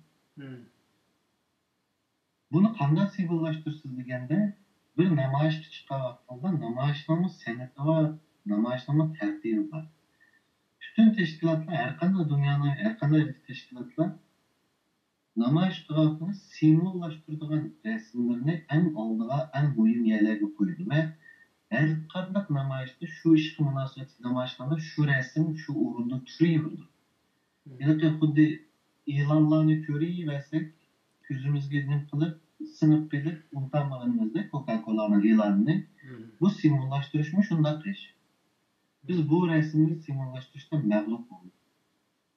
Şu vaqtida Sidneyning bir gezitining bosh betiga mushu ishga rasm chiqqan. Shunday ismda shu Ürümçi qirg'inchilik bo'lib, ertasi kunmi yoki 2-3 kundan keyin. Chiqqan vaqtida shu ustiga berilgan maqolaning mazmuni shu. Tiyarma voqeasining simvoli bordi. Oxiri Uyg'urlarning simvol rasmi bo'ldi degan maqola chiqqan. Ammo afsus biz u rasmni ishlatamiz. Endi mening tashkilotlarimizga, bugungi tashkilotlarimizga bir tavsiye, ilticam, ma resim simullaşması bulmayın. Bu resimni simullaştıramasa, hem de ben bilmeyim. 2009'da simullaştıramadık ama ma resim simullaşmasa. Çoxum bu təşkilatlardan kütüşümüz gerek mi bu işlerni? Hazır hem de kılıvatkan teşkilatlarımız var. Hazır ahvalda bunlar yani aldığımız ketim simullaştıramıyor. Hazır mümkün vakitte bunu simullaştırır. Bunların vazifesi hem de bu dava itaatlar teşkilatlar mevcut teşkilatlar. Hem de yeni bir teşkilat çıkıp kılmadıysa o kurulup çıkıp kısmı oldu. Lakin hazır ama ciddi muhitte, ciddi vakitte 2018 yılı Uygurlarga nime oldu diye 50 yıldan keyin Uygurlarga nime oldu dese, muş resim esiga keldigan resimlarning birisi bo'lishi kerak. Bunu bizning siyosiy tashkilotlarimiz bu resimni shu o'ringa akilishi kerak. Oldidagi abiyanqa rasmlar Marasimdek unutulup ketse bo'lmaydi. Demek her fursatda bizning qo'limizga kelgan qimmatlidan foydalanishimiz lozim demakchi. Albatta o siyoset degan Bu simbollashtirammasak yuqorqi rasmnimi bir ikki yildan keyin unutilib ketildi yani. resim simvollashmaganligimda resim bilan tam voqeani unutib ketadi. Xatirda ko'tarilib ketadigan gap. Bir voqeani esga tutish uchun davomli hujjat film qo'yib berishni arish yo'q. Bir parcha resim bilan esga tutish kerak. Yani bu ekrandaki resim Uyg'ur xalqininki, qizlarininki, ağaç singillarimizningki Xitoy tarafidan rasmiy tajovuzga ochiq oshkora uchqanliqninki tarixiy bir şahidi, tarixiy bir canlıq ko'rinishi. Buni men bundaqday bizga hozir Uyg'urlarga yoki Sharq Turkistonliklar hozir qozoq, qirg'iz qarindoshlarimiz bo'lmoqda. Bu ishni 21-asrda bo'lishi qabul qilib bo'lgan ish. Bu ish qabul qilmaydi buni ishni. Shuning uchun namoyishlarda China terrorist emas, China faşist şuarını güçlendiriş kerak. Çünkü hazır Xitoydan menyaptimi, biz aldığımız ideologiya sözleşmemizde etnik bile bu Xitoylar buranın Dahanjuyi deb bir gap var, cho'ng Xitoy millatchiligi. Hazır o Dahanjuyi bo'ldi, ya'ni Han jamiyati Xitoy millatchiligi. Ne faşizm o'rnayapti bu Xitoyning hozirgi ideologiyasi. Shuning uchun bu 21-asrda 30-yillarda, yani aldingi asrning 30-yillarda yuz bergan faşizmning yana bir qitim yuz berishi. Buni qabul qilmaydi dunyo. Shuning uchun bunga ahamiyat berish kerak. Mushtaq rasmlarni bir ikki rasmlar ba'zida 5 yillik tarixni oladi uchun. Endi bugungi nimamizni mishadi kesaylik. 1,5 soatda qildik kecha. Bu qitimliq dars tugagan bo'lsa, kesaylik, agar bu qitimliq tugamagan bo'lsa davom qilsa bo'ladi. 1 soat. Ders tugadi. So'zlaydiganimiz bugunlik tugadi. Biroz tez so'zladim chunki tunagankidan chiqdi. Endi savol javoblar bo'lsa, albatta telefon qilgan qarindoshlarimiz bo'lsa, bo'ladi. Aziz qarindoshlar, biz nihoyatda jiddiy bir dars o'rinlashtiryapmiz. Ya'ni tadqiqotchi Ümit Musabayev efendimninki yetakchiligida o'zi tuzgan strategiya darslarni bizga so'zlab beryapti. Savolinglar bo'lsa, ya'ni yozyapti qarindoshlar, ammo telefon olsanglar bo'ladi. Naq maydonga telefon olsanglar, ekranda bizning telefon nomerimiz chiqib turibdi. WhatsAppdan telefon olsanglar bo'ladi. Bevosita savollaringlarni so'rasanglar bo'ladi. Bir qarindoshimiz so'rabdi. Men oxirida savol yozgan qarindoshlarimizni tortib so'rashga boshlay. Uyg'ur xalqi hozir tayyor bo'ladi deydi, ammo tashkilotlar tayyor emas. Ya'ni Uyg'ur xalqi bugungi kunda yoshlar bo'lsin, qarilar bo'lsin, har sohadagilar besh qiysoq oldi deyapti, ammo tashkilotlar buning yetakchilik qilishda to'ban bo'layapti deydi. Chunki hozir chiqayotgan bir ikki qitimliq ishlarninki, masalan, Amerikadagi namoyish tashkillanishi yoki boshqa yerda qarindoshlarimizning media sohalariga chiqib so'zlashi, albatta bu tashkilotlarning qilyapti, ammo xalq biroz oldiga silab boradi bugungi kunda tashkilotlarni. Ya'ni xalq tayyor, tashkilot tayyor emas deydi. Buning qanday qaraysiz? Avval deganimdek bizning tashkilotlarimiz sistemlashgan tashkilotlarimiz bor bo'lishi mumkin, ammo jiq emas. Sistemlashmagan. The Bluetooth device is ready to pair. Xo'sh, davom qilyapmiz. Sistemlashmagan tashkilotlar ham planli ish qilmagan. Yillarni planidan xizmat qilib berilmagan, iqtisodiy savoddan berilmagan tashkilotlardan unda xalq oldida ketib qolgan ish bo'ladi ekan. Shuning uchun tashkilotlar jiddiy bugun men tanishdim, strategiyachi mening qo'limda bir minut saqlasa so'z tugandan keyin sizga men so'z haqqi bermayman. Yo'q, nima siz davom qilaverasiz, nima telefon qilgan qarindoshimiz bor ekan. So'zlar tugandan keyin telefonni olaydi. Yani bugün mening qilganim bir jumla.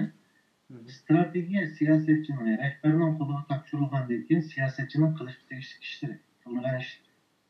Muşka siyaset tüzüp, aşı teşkilatının muşundaq siyasetlerden muşu işlerden tekin konket, mançıncayla mançıncı günü maaş kılımız, mançadan katmışıdır degan konket kalallarını tüzüp, muş siyasetler için 5 yıl itmazsa bu teşkilat üzgün. Tamam. Yani sizler bu strategiyani tashkilotga sunsilchi, tashkilotlarga yoki boshqa plan bor? Endi men buni 9 yıldan oldida yozgan. Ama 15 yıldan oldida yozilgan bizning Sharq Turkiston masalasining kasbiy tadqiqotchilar tarafidan 15 yıldan oldida yozilgan strategiyasi qanday muomala ko'rgan bo'lsa, mening bu siyosatimni shunday muomala ko'rganim. Tashkilotlar tarafidan besiltilgan yoki rahbarlar tarafidan. Xo'sh, men qarindishimni saqlab qolmasin. Telefonda savol so'raydigan o'xshaydi. Shunga uni berib o'tgandan keyin endi qolgan davom qilsak bo'ldi inshaalloh. Assalomu alaykum. Va alaykum assalom. Xo'sh, so'zni davom qilsa bo'ldi sizlarga. Programmani taqaversizlar. Programmani taqib o'tib turib gap qilsa bo'ldi.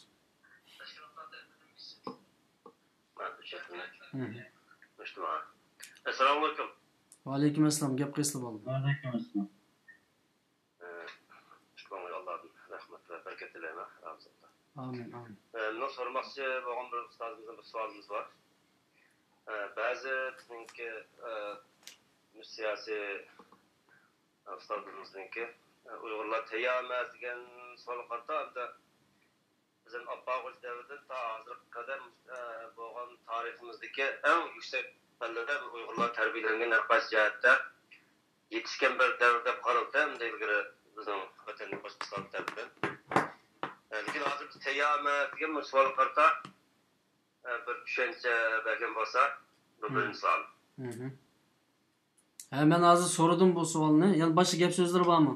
Bu shuni qo'shaplamay boshqa. İkincisi bizniki shu cho'ng dünya qurultayı olsun, bütün yetekçilik rolunu algan avvalda media sahasida meyli şəxslərinin olsun, meyli baş təşkilatlarının olsun, özümüzdən biraz qabul yapan təşkilatlar olsun, həmmisininki şu bir nokta qartılgan, yani Xitayga bevas qartılgan xizmətlər olsa, bunun həmmisi bundan qollaş nimsida bir muamele qilishninki biraz faydası var mı kanda deb şunu bir so'rab bilaydilar. Bo'ladi, rahmat. İkinci savol. Bo'ladi. Ma savolni anglagan bo'lsa javob bersizlar. Agar ishkiranni nim qilish to'g'ri kelsa, shu nimaga to'g'rilab qo'yaylik, cho'ng temaga. Undan keyin suhbatni davom qilaylik. Endi nima tayyormiz deyishdi. Bir müstakillik alimizde vakan milletler ben tünügün konuştuğumdaki o etnik millet hükmünü nation derisi yani azaplık milletçiliğe ve devlet milletçiliğe kötegen aldı.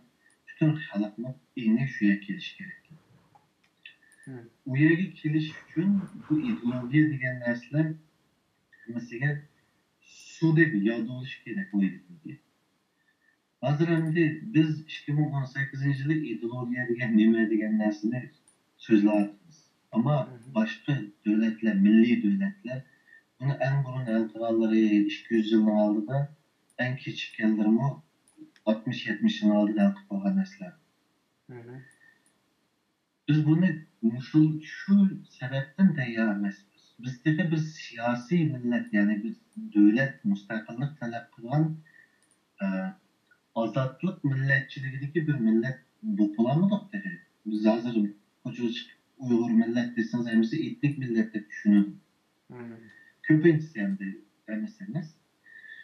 Şunun için tayarlık degen şu aldı bilen anda, aldı bilen safhada, aldı bilen ideologiyada bir derece ölçüşümüz gerek. Yine ne için tayarlık demeliysiniz? Şunu gün dedik en küçük anlık edemler insanlarla mülayiz kıldı.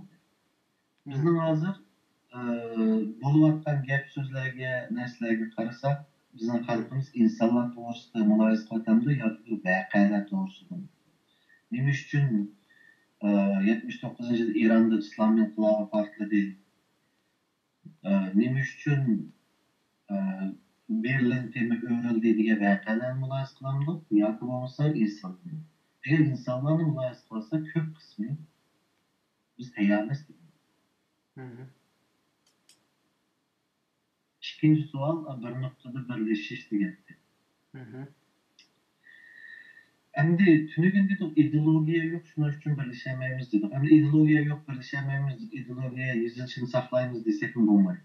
Şunun için qanday qilib deganda ideologiya bo'lmagan vaqtida birleşmesi hamkorlik. Misalga Uyg'ur degan so'z bir siyasi isim. Uyg'ur degan etnik guruhning ismi emas. Bizning etnik kimligimiz Türk asli. Bu Uyg'ur degan ism 8 asrning o'rtalarida Uyg'ur qavalliq qurildi. Sharq Ko'ktuk imperiyasidan. Bu Uyg'ur degan so'zning nimasi, ma'nosi uyushqoq, chiqishqoq degan gap emas. Uyg'ur degan so'z birlashgan degani. Ya'ni Uyg'ur qavalliqi degan birlashgan qavalliq. Ya'ni Birleşken Padişahlık, bugünkü Angliyaning United Kingdom deyilining naq Uyg'urchasi. Tercümesi yani Birleşken Qavalliq. Nima uchun desiniz? Ko'ktürk devletiga qarshi bir isyon chiqdi. Bu isyondan keyin Uyg'ur davlati qurildi. Bu Uyg'ur davlatida 6 Türk qabilasi. Bular qurgandan keyin bular yani Uyg'ur davlatini tarixchilar dunyoning birinchi federal sistematik davlat deydi. Bugünkü Amerika'nın sistemisidir. Arayollar özünü özü başkurdu ama en üstünde bir federal hükümet var ya. Aşında sistematik devlet. Şunun için birleşken qavallıqda Uyghur qavallığı bo'lgan. Bugünkü bizning siyasi kimligimiz, ben siyasi kimlik deb qarayman Uyg'urni, çünkü etnik kimlik nima? Türk. Bu bir siyasi isim Uyghur devleti degan asli birleşken degan. Şunun için biz şunu 8. asrda yani 1200 yıldan 1300 yılın altında biz qamlaştıralgan bu işini. Yani 22 qabila birleşip Uyg'ur davlati qurilgan. To'g'ri. Yani hamkorlashib turib, hamma tashkilotlar yoki u vaqtda hamma qabilalar o'zini boshqurdi ichiga. Ammo cho'ng butun davlatning ishi bo'lganda eng markazda boshqurdi. Bugungi Amerikaning sistemasini biz shu vaqtda tikamiz Uyg'urlarning ajdodlari. Shuning uchun bugungi so'zingizda yangi bir narsa o'tirib chiqdi. Uyg'ur davlati qurilgan Uyg'ur davlati aslida Uyg'urlarning bir davlat olmasdan shu vaqtdagi qabilalarni birlashtirib hamkorlashish asosi qurilgan cho'ng bir davlat demoqchisiz, shunaqmi? Albatta Türklar Türk nimasining Türk kelgan o'qlarning 24 qabilasi Uyg'ur degan ism yo'q. Uyg'ur degan shu 6 qabilaning birlashmasidan chiqqan bir siyosiy ism. Biz agarda nimasiga qarasangiz, agar Türk qabilasilaridan Türkiye kelgan o'qidan qarasangiz, biz qarliq Türklar. Shuning uchun Uyg'ur degan ism u bir davlat chiqdi. Ko'ktürk deganda chiqqan bir davlatning ismi, u bir siyosiy ism. Keyin bu Türkiye qabilalar va bu taklimatdagi ba'zi millatlar birlashib bugungi Uyg'ur kimligi paydo bo'ldi. Ham bu Uyg'ur ismining qanday qo'yilganini bilasizlar. Qaytadan qo'yilgandi. Çünkü Uyg'ur ismi bir mazgil yo'qolib ketib, bu yerda Türk ismi qoldi. 1000 yilga yaqin. Keyin bu Uyg'ur ismi qaytadan qo'yildi. Shuning uchun yani bu masalani deyishimizda masalan ash birlashish degan gapning o'rniga hamkorlashish degan gapni qo'ysak bo'ladi degan gap chiqadi. Demakchi o'g'lim, bizning ajdodlarimiz qilgan federal sistemini konfederatsiya qilib ishlatadi. Teşkilatlar özünün işini qilganda, o'zini boshqarganda, o'zining ishini qilsin, hammasi o'zi to'g'ri deb qaragan yo'lda mansun, bir-birisiga aralashmasin, tillashmasin. Ammo birga faoliyat qilgan vaqtida bir cho'ng namoyish yoki birisining birisiga osh tushgan vaqtida bir-birisiga yordamlashsin. Buni qanday amaliyalashtiramiz deganda, misolga 5 tashkilot bor. 5 tashkilotning rahbari 5 bir yerga kelib bir munbarda o'tirsa, bir-birisini ishga anlaşmaydı. Özünün yolda bana bu dini yoldakiler dini yolda, milli yoldakiler milli yolda bana yemezse Ama beşi ma işte birleşeyli degan dolar hammasi birleşse işte bir konfederatsiya şeklinde yerim işki işlerde müstakil taşkı işlerde 5 yıl teşkilatının rehberleri karar edip kısa birleşemesek mi hamkorlashganmiz. Yani men bu birleşiş degan gapni ancha qo'llab ketmayman. Chunki bu birleşiş degan bu Allah bizni shundoq rangarang yaratgan endi. Qabila millatlik bo'lgan, ammo bizning xalqimiz bu gapni nihoyat jiq qiladi endi. Shundoq bu gapni biroz chuvib tushuntirish berishkim yo'l qo'ymaydi. Sen birlashishga qarshi ekansiz deb chiqadi. Bu narsa bu birlesh degan gapni xalqimizga to'g'ri tushuntirishimiz kerak edi. Masalan, Mantiminalo apandim o'tganki psixologiya darsida bizning ekranda bir gapni qildi, bir jumla so'zni qildi. Hozirgi Uyg'urlarning birlashishi mumkin emas dedi. Chunki reallikqa to'g'ri kelmaydi dedi. Uyg'urlarning psixikasi, tashkilotlarning ilib berayotgan xizmatlari, rahbarlar o'rtasidagi ittifoqlik va yoki jangi jidallar hozirgi Uyg'urlarningki birlashishini to'sadigan asosiy kuchlar bo'ldi. Eng muhimi psixikasi hozirgi Uyg'urlarni birlashtirmaydi. Chunki hozir 30 million Uyg'ur bo'lsa, yoki 20 million Uyg'ur bo'lsa, 20 million Uyg'ur 20 million xil o'ylaydi. 20 million xil tushunchada bo'lib qoladi deb ba'zan bir nimalarni o'tirib qo'ygan bo'ldi. Bu yerda hamkorlash degan bu so'z aslida nihoyat yaxshi bir so'z endi. Buning uchun buni bir ochiqlab bersa, buni xalqimiz yaxshi tushunib olsin. Endi hamkorlashish men avvalgi siyosatda yig'izcha chiqmaslik yozmacha dedim u misolga ikkimiz bir amaliy misol olaylik. Sizning bir jamiyat va mening bir tashkilotim bor. Ikkimiz ikki tashkilotning raisi deylik. Men o'zimning biz o'zimizning ishini qilamiz men tashkilotda, sizlar o'zlaringizning qilinglar. Ammo bir ishda bizning tashkilot bilan sizning tashkilot birlashsa texnik cho'ng ish qila oladigan bo'ldik deylik misol. Sizlar qanday qiladilar deganda, "Abay men yozganimdek, ustida abay degandek planlik ish qilamiz" dedik. Sizlar qilgan faoliyatning planini yozdilar. U planni yozgandan keyin bizning tashkilotning uni qanday bir parcha kira oladiganini, shu planning ichida qanday ish qila oladiganini yozib, bizga bir iltimos rasmiy tashkilot qog'ozini ustiga imzo qo'yib iltimos yo'llaydi. Biz uni ko'rib, bizning tashkilotning hay'at a'zolari buni ma'qul degandan keyin, qaror bergandan keyin, buni ma'qul deb imzoni qo'ygandan keyin biz sizga u tashkilotning javob xatini qaytaramiz, ma'qulni biz birga qilamiz. Chunki bu qog'ozlar, ilm berimlar nimaning oldini oldi deslar, aytib jidal chiqishdan oldin. Hozirgi bizning tashkilotlarning sa'oni qilgandan, menmani qilgandan, ana deganlari shunday bir sistemlik, bir kasbiylik bo'lmaganligi uchun chiqadi. Anadan keyin chiqamiz faoliyatga. Faoliyatni birga qilamiz. Faoliyat tugagandan keyin bu qitimliq hamkorligimiz yaxshi bo'lgan bo'ladi. Endi yana o'zimizdan ishlaymiz. Keyingi qitim masalan bir oydan keyin yana bir faoliyatda biz sizlarning tashkilotga ehtiyoj tushganda biz yana o'xshash qilamiz. Planliq, sistemlik, arxivlashtirilgan ish qilsak biz keyingi avlodlar ko'rsimi, mana mashlarni qilib bir yozmachi narsami qoldi. Xalqimizning birlashish degan gapi bu qanday gap bu?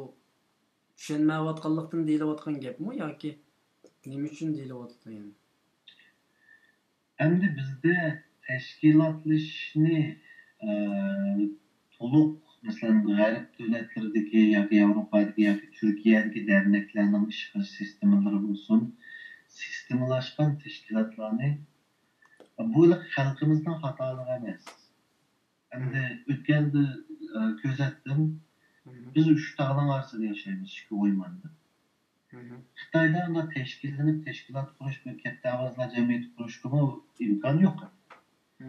Shuning uchun endi tajriba, ko'rgan narsalar bilan chiqadigan gap. Chet elga chiqqandan keyin birinchi avlodni jon beqish, oilaga qarash, umumiy moslashish degan ishlar bilan aldashgan keyin bu ishlar ikkinchi avlodga qoladi. Shu o'z tug'an davlatda tashkilotlashishni o'rganish kerak. Biz mana biz o'rganyapmiz. Yaxshi bu minishqa inshaalloh yaxshi kutadi. O'rganyapmiz yani. Yeni muhitda tashkilotlarning nimaligini, saylovlarni o'rganyapmiz. Xo'sh. Rahmet, Allah razı olsun. Qarindoshlarimiz mı inkaslarını yazıp oturdu. Abay bir gapni deb o'tib ketdilar. Bugun cho'ng bir yaxshilik uchun, cho'ng bir uyg'unish yoki cho'ng bir plan proje uchun mavjud tashkilotlardan yoshlar bo'linib chiqsa yaxshi bo'ladi yoki bo'linib chiqsa ham yaxshi bo'ladi degan bir gap bo'ldi. Buni biroz ichib paslandik. Nima uchun shu gapni deyishga majbur bo'ldik yoki nima uchun shu gapni deymiz? Ama bunun sebebi yaşlarının yeteklenip minişine teşkilatlar bu yaşlarını yeteklep miniş gerek asli. Hatta kesbi kadınlarını yetiştiriş bu bugünkü strateji tüzülgen siyasetlerinin en ahakisinin bu da sebep koydum. Yaşlar doğruluk teknik konkret çözüşümüzde. Kesbi kadınlarını terbiyeleşti. Bu teşkilatlar bunu çın tutup sistematik şekilde kılış gerek. Bunun kadar bu Türkiye'deki Fethullah Gülen'den hazır FETÖ'cüler oldu. Şuların evlatlarını yetiştirip kandak terbiyelep çıktıklarını köygeller buluşu mümkün. Şulardan değersiz kaldırıp doğrular buluşu mümkün. Bu yaş evlat yetiştiriş, kesbi kadın yetiştiriş diyen en ideolojilerden yetiştiriş diyen ne kaşerenlerin aşı sistemisi ismi şu ideolojilerden kesbi kadın yetiştirişine aşı dünyada en yakışıklı adam aşı. Yani aşını kılış gerek. Bunlar bir Şerif Türkistan'ımızı sandırış gerek. Mektep okuşu yardım veriş gerek. Kesiplerini tanışı da bizge mal kesipler gerek. Mühim kesiplerde teşkilatlar onlara emrinde buluş gerek. Ama teşkilatlarımız özünün derdinin, özünün ekolde işini bulamaları için yaşlar bir yerde kaldı. Yaşlarını terbiyeleyimiz diğer dep urullaştırılgan programlardan çıkmayı terbiyelengen yaşlar başka yerlerden çıkardı. Şundak mı? Şundak. Şunun için benim dediğim yaşlar mağu devletler turvatkan dediğim her bir til bir dünya. Siz Türkçü bilgi hakkınızda yeni bir dünyaya girirsiniz. Onun için Türkçü materyallarda okula hakkınızda Türkiye halkı yıkılmışsınız. Sizge yeni bir kimlik payda. İngilizce bulsanız İngilizlerin dünyasına kireleysiniz. Okugan değil. Fransızca bilgenlerden Fransız tilini yürüp olan kim? Fransızların dünyasına kireleyen kim?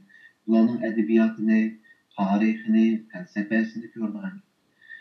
Şunun için çeteldeki hazırki yaşlar teşkilat rehberlerinin çoğun kepkelişi, bu yaşların kalpağının ulağı çoğun kepkelişi. Bu yaşlar neçe tilini bilgendikin, bunlar neçe dünyanı görgendikin, neçe halkın dünyasına kirip çıkardıgandikin, çoğunlarının seviyesi bana yetekleşti yetişemiyordu. Şunun için yaşlar çoğun birleşiş için, hakiki çoğun birleşiş için vakit dönüşünü ben teşebbüs. Yani teşkilatlar, rehberler, sizler bizde yaşlar, yani her devlette 8-10'dan yaşlar var çoğu hazır mevcut yaşlardan.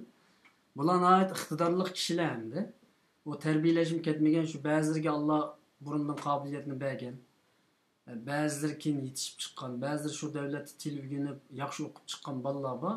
Bu bolalar masalan shu yoshlarni tarbiyalash o'rinligiga erishilmagan va yoki bularga ayrim dasma selinmagan, mablag' selinmagan, bular tashlab o'tilgan. Tashlab o'tilgandan keyin bular tashlab o'tilgan bo'lsa-mi mayli. Shaxsan Gollandiyada biz 2009-2010 yillari mesela yoshlar munosabatlik bugungacha 3-4 tane organ qurildi. Birisi 2010 qurildi, yoshlar guruhi biz kampda qurib chiqdik uni. 25 a'zoyimiz bor, 3 oy hayot qoldik. 3 oy jarayonida biz Uyg'urlik bedel puli davomli topshirdik hisobda va oxiri shu yerdagi mavjud tashkilotlar tarafidan yiqitildik. Ya'ni yoshlar guruhi vayron qilindi. Undan keyin 2010-2011 aralığına kelgan vaqtida biz Gollandiyada Abdug'ani Sabit, Abdurahmon O'ztürk, men Husayn Tajalli 3 kishi bir yoshlar tashkiloti qurib chiqdik. O tashkilotni uzunga bormaylam ma'lum üst rahbarlar tarafidan va ba'zi tashkilotlardagi cho'nglar tarafidan yiqitildik, ya'ni vayron qilindik. Undan keyin Gollandiyada Yoshlar partiyasi qurildi. O Yoshlar partiyasimi Bir mezgil nəhayət güzel hizmetlerini kıldı. Dünyavi karakterlik top müsabakalarını ötkəzdi. Teşkilledi, bek yaxşı hizmet kıldı. Hazırgacha onun hizmetinin ayığı var ama bir mezgilden keyin bu qat'iy desteklenmedi, qo'llanmadi hech qanday rahbar, hech qanday tashkilotlar asosan. Çünkü qo'llanmagandan keyin bu asosan nimadan sahndan tushgan bo'ldi keyingi zamonlarda. Yana sahnaga chiqamiz deb turdi, ama yana bir qo'llash kuchi yo'q. Masalan, mana bu şekilde bu Gollandiyadagi yoshlarning tragediyasi.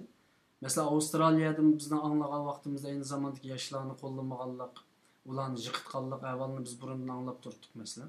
Bundan başka devletlerden bo'lishi mumkin yoshlar hareketini qo'llamaslik, unga qarshi chiqish degandek narsalar. Endi bu davom qilsa ham yoshlar albatta siz degandek bo'linib chiqishga to'g'ri keladi. Bunun da hem teşkilatlar ve rehberler siz degandek sözümün ahirini devetsem. Aynı zamanda ben Mısır'da çoğun teşkilatlara xat yazdım.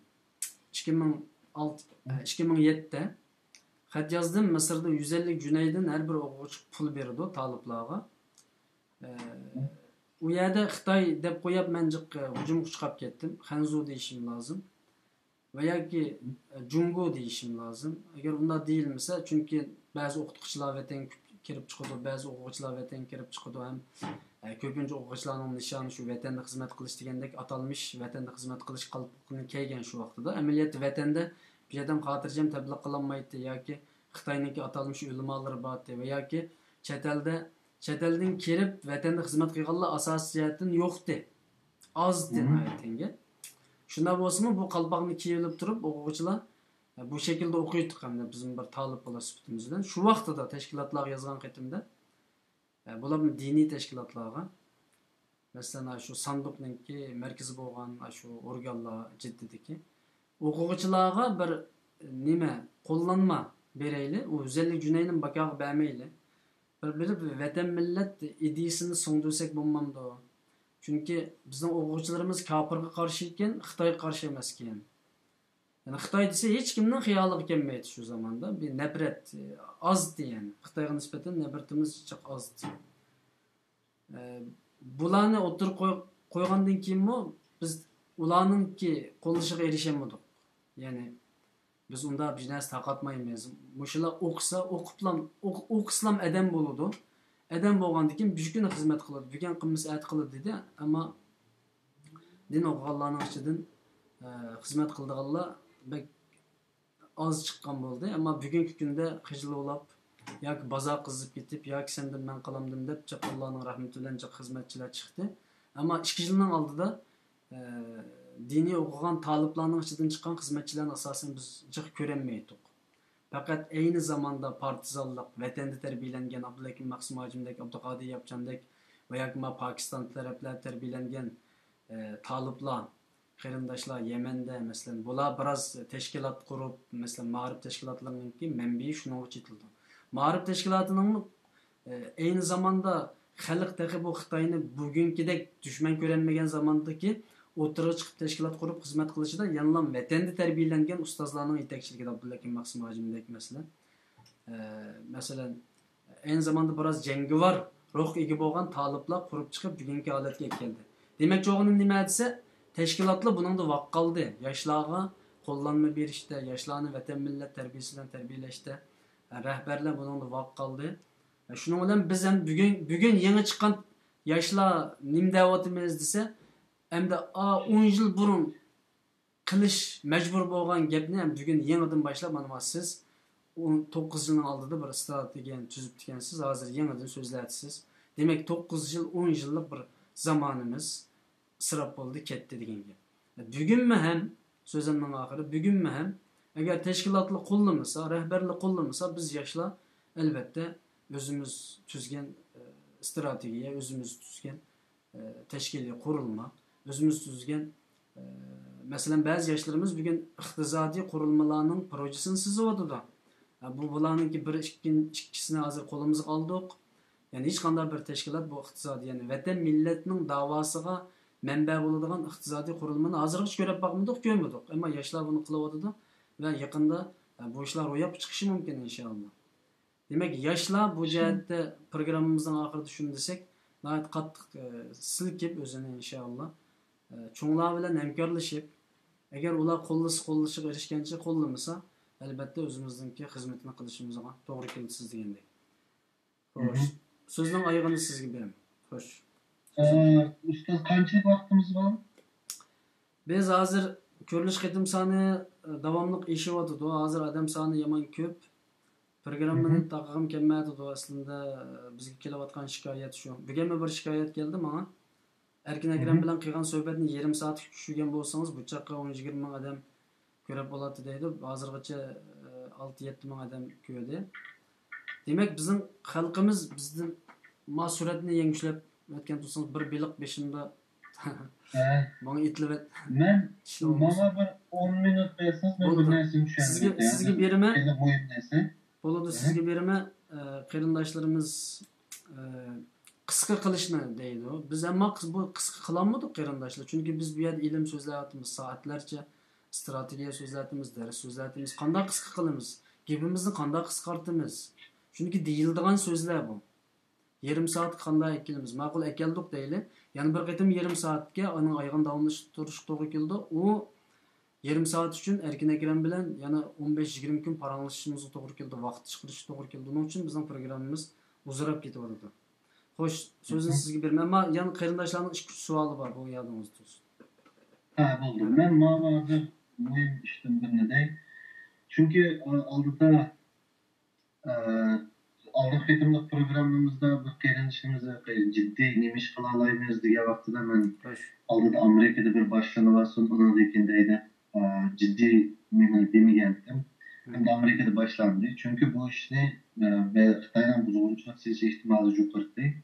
Ammo g'alabalik boshlandi. Men yana hozir ciddi nemish bo'layotganini bir tushuntirdi. Yani bu Xitoyga qarshi Amerikada parlamentda boshlangan ish nima ishi? Bu namoyish mi yoki nima? Buni bir tez tushuntirdi. Chunki bu to'g'risida bir fikrim bor. Oldi bilan Xitoyning butun amaldorlari bor. Bularning hammasidan Amerikaga chiqib ketgan nurg'un pul bor. Butun boshqalar uchun. 2011-yilda Xitoydagi farqli amaldorlarning Amerikaga yetkazib ketgan 65 ketgan puli 120 milliard Amerika dollariga yetib ketdi.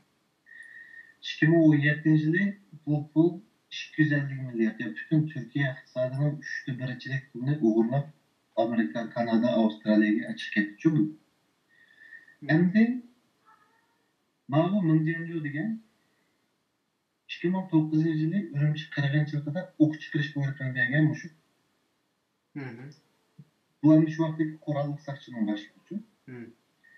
Mushu berdi ham buni Amerikada 200 million dollar yaqin puli var bunun aşağı parkurluk qilib chiqqan. Endi keyin bularni hammamiz bilamiz.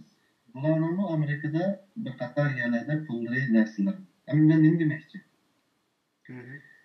Amerikada soliq kelinishimizdan qilgan ishi hammamizga munosabatli, hammamiz qilishimiz kerak. Bu ish albatta boshlangan ekan, agarda biz endi ben bu ikkinchi projesini Norvegiya, Yevropadagi qarindoshlarga chaqirib qilmay, Amerikada Magnitsky qonunida bir qonun bor, 2013-yilda chiqqan, 2016-yilda tuzitish kirgizilgan.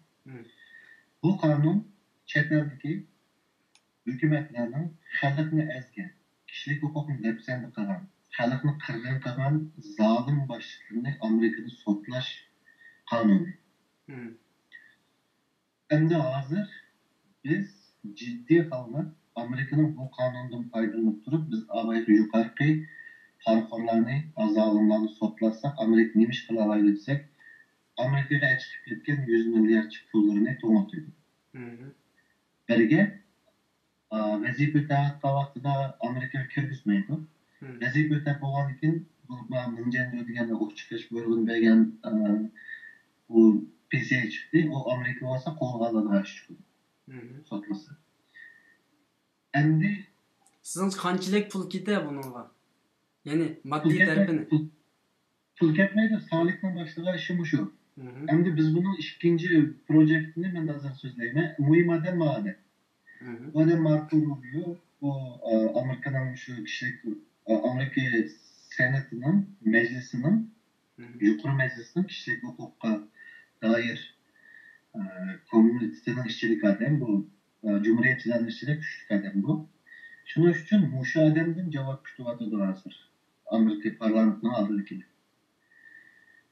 Çünkü bu yılki Beycan'daki Amerika elçisiga şu Uygurlarning şu ishni buyurgan, tasdiqlagan, ijro qilganlar kim o deb xatam etgan deyapti Amerika Davlat Meclisi a'zosi. Shuning birisi shu. Yani Beycan'daki Amerika'nın elçixonasi bu isbotlarni to'plab kelgan vaqtida muşolar bunu sotqa beralik uchun sotqa bermaslar unga Amerika'nın sistemasida prezident Trump'ni alışamaydi. Shuning uchun bizning guvochimiz ma'lum bo'lgan balki kishilar bilishi mumkin bu Amerika qechib ketgan bir milliarder Xitoy. Nurg'unlagan materiallar qechib ketdi. Hozir Amerikaning CIA buni qo'llayotdi. Bu Uyg'urlar to'g'riliqni so'zlagan videolar bor. Hatta 500 Uyg'urni qirib o'ldirgan videosini o'z ko'zim bilan ko'rgan dedi bu. Amerika Minjenjo degan qurolli saqchilarning boshlig'i bo'lgan Xitoyning apisi 90 yaşda börek yetişmegen vaqtida Beyjan'da o'qishga kelgan bir Uyg'ur balani birisiga bosqinchilik qildi deblar o'lim jazosini tez ijro o'tirib börigini ilib edib Minjenjoning apisini sog'ingan isbot menda dedi-ku. Shuning uchun Amerika parlamentini oldida turgan bo'lsa Yevropadagi qarindoshlarimizni chaqirib qilaoladigan ishi Amerika elchixonasini oldida berib Abay degan qonunni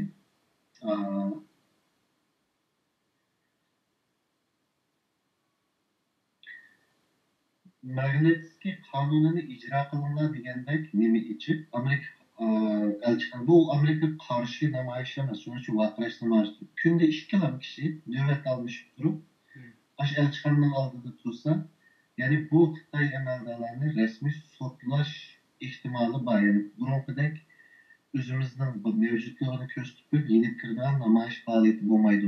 Bu rasmiy natija olgan faoliyat bo'ldi. Shuning uchun bu hamda amaliy qila oladigan oldidagi programmadagi qarindoshimizning biz tez nima ish qila olamiz deyapti. Men ham Amerikada avval boshlanayotgan bir qazosiz balasiz deb demagandim. Yevropadagi qarindoshlarimizni, demokratik davlatlardagi qarindoshlarimizni buni qilishga chaqiraman. Bu Xitoylarning sirtda yo'tkab chiqqan bu patronlarning pulini, eminimizni yo'q qila oladigan qonun bor. Yani Türkiye'den bam Magnitsky kanunu. Magnitsky kanunu hozir Amerikada bor. Bu kanunni endi yeni chiqarmoqchi bo'lgan ikki davlat bor. Hozir talash tortish qilyapti. Ostidagisi Mao Angliya, mavjudagisi Avstraliya. Ularni bir ikki yildan chiqardi. Agar bular chiqarsa, bu Xitoyning zolim amaldorlarini davlat qo'g'lab yurib sotlaydigan ish chiqadi.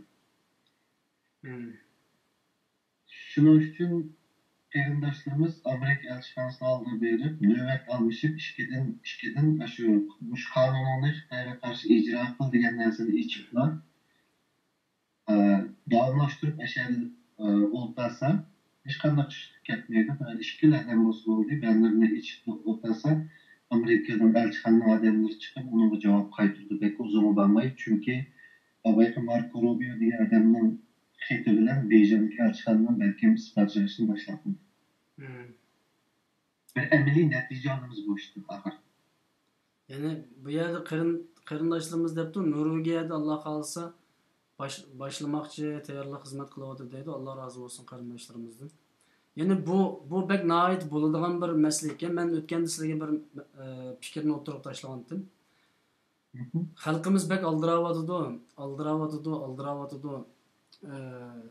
Bizga vaqtliq bir strategiya bek jiddiy lozim bo'ladi. Bu vaqtliq strategiyani sizning qo'llarda bormi yoki jiddiy tuzib chiqqili bo'ladimi? Tuzib chiqqili bo'lsa, mana shunda hozir misol kelgan butun Yevropadagi Uyg'urlarning mesela adam jiq ketmaydi ekan, iqtisodni jiq ketmaydi ekan. Yoshlardan 5-10 bijak kelsa, 5-6 bijak kelsa, Amerika konsuli oldida Amerikaning Magnitsky qonunini ijro qilishiga besim qila oladi ekanmiz. Tijliq shaklda besim qilgandan keyin albatta ular bir kun anglaydi, bir kun anglamaymiz gapimizni. Bu ham nihoyat unumli bir xizmatlarning birisi ekan. Shunga o'xshagan amallardan bir qancha 5-10 Bular mesela şu Xitoyninki qizlarimiz tajovuz qilish masalasini muhim masalalarga bir vaqtliq strategiya, vaqtliq plan bormi sizda yoki tuzib chiqa olamsiz deyman shaxsan shu taklifni bas. Endi xalqaro umumiy cho'ng strategiyada sharhlanishdan davos manga vaqtida bu yoshlar bölümü bence çıkış gerek vakti geldi ama çoğunluğun teşkilatlarına, hazır mevcut teşkilatlarına ya da umumi stratejiye biz karşıyız. Çıkış dediği iş olmasla gerek. Ziddiyet mi olmasla gerek? Ular özünün yoluna, yaşlar özünün koldan kildiğin, kılalaydığı, emeli tez mağalaydığı işlerini kılıp meniş gerek. Mandak Amerika'nın kanunu da olsun, ya da dünyanın vaziyeti de olsun, hatta bazı devletlerin siyasi ahvalı da olsun, bazı fırsatlar kelip kaldı tez bundak işlerini el kılıdılar. Bundak fırsatlar kelip kalan vaxtıda onundan faydalanıp, ama bir 2 yıllık ya 3 yıllık bir teşkilatını sistemlaştırdılar. Yazmacı iş kıldılar bir yer ekvasa. Ama 2-3 yıl sen aslında destek duyuldu ama ondan keyin teşkilat sistemlaşkandan keyin birede bir merkezleşip kalmagandan keyin birisi qiydap chiqib ketsinmi yo bo'lmasa birisi og'rib kelib chiqib ketsinmi o'rniga bireden kirsalar piqirayotgan sistema mangaverdi. Bireden yo'q bo'lsalar yiqilib chiqadi shu bizning tashkilotlarimizda. Bu sistemlashmagandan uchun shuning uchun bizni hozir kichik yoshlarning qilayotgan kichik strategiyamiz tashkilotlarimizni kuchlantirish. Şu özümüz turuş devletlerine içiliş, başarıdan yaşlardan, xalqlardan a'zo edib, a'zo sonini ko'paytirsangiz, masalan, Yevropada 10 devletde 10 teşkilatdan 1000 dan a'zosi bo'lsa, oldimizgi 2 yilda 1000 dan a'zo olsa, Brüssel'de namoyish qilganda 10 ming kishi namoyish qilamiz buni. Et oddiy emas. Bu ya bizning qarindoshlarimiz so'zni tushunmayotganda bilmadim. İnşallah tushunayotganda qarindoshlarimiz debdi, har qaysi tashkilot rahbarlarini suhbatga chaqirgan bo'lsanglar, bu planga qanday qaraydi, ularning qanday planlari bor, buni nim qilib baqsaq ham biz bu yerda bir narsani da'timiz qarindoshlar. Biz bu yerda tashkilotlarni so'kmoqchi emas, rahbarlarni so'kimiz demaymiz. Bu 15-20 yilning yağı tashkilotlar hozirgi strategiyani yoki hozirgi planlarni qildi. Ama hemen kılanmadı. Ya da hakkını sözleydiğim olsak hemen kılanmadı.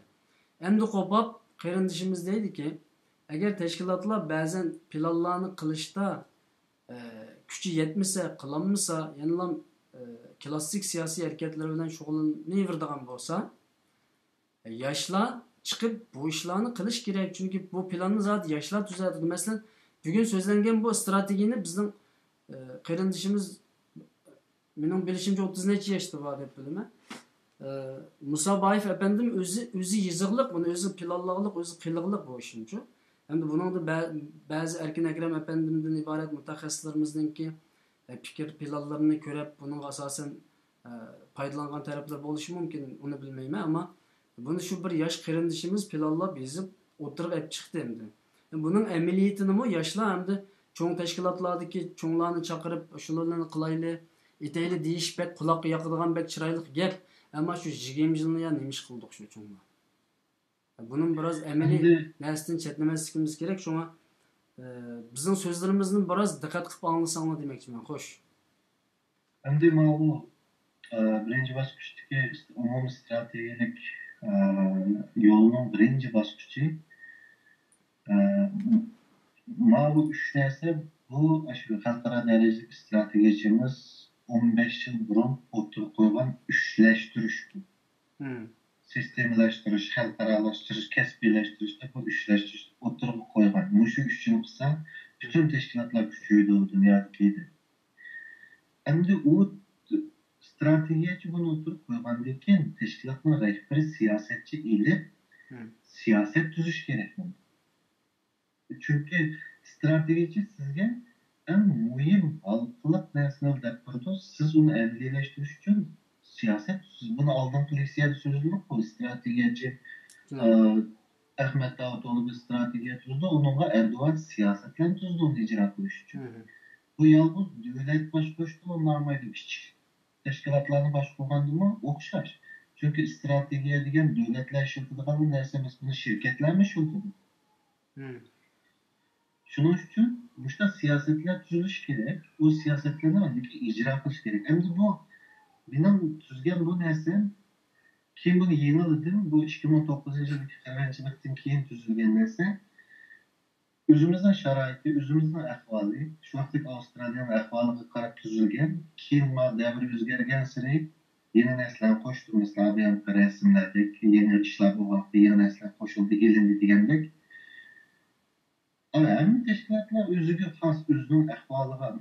Mesela ben bunu hazır Türkiye'deki teşkilatlar bilsem hem bir nesli toluk maskemesligi mümkün. Bazı nesli Avustralya'nın şaraiti var. Maskegen nesli o yer.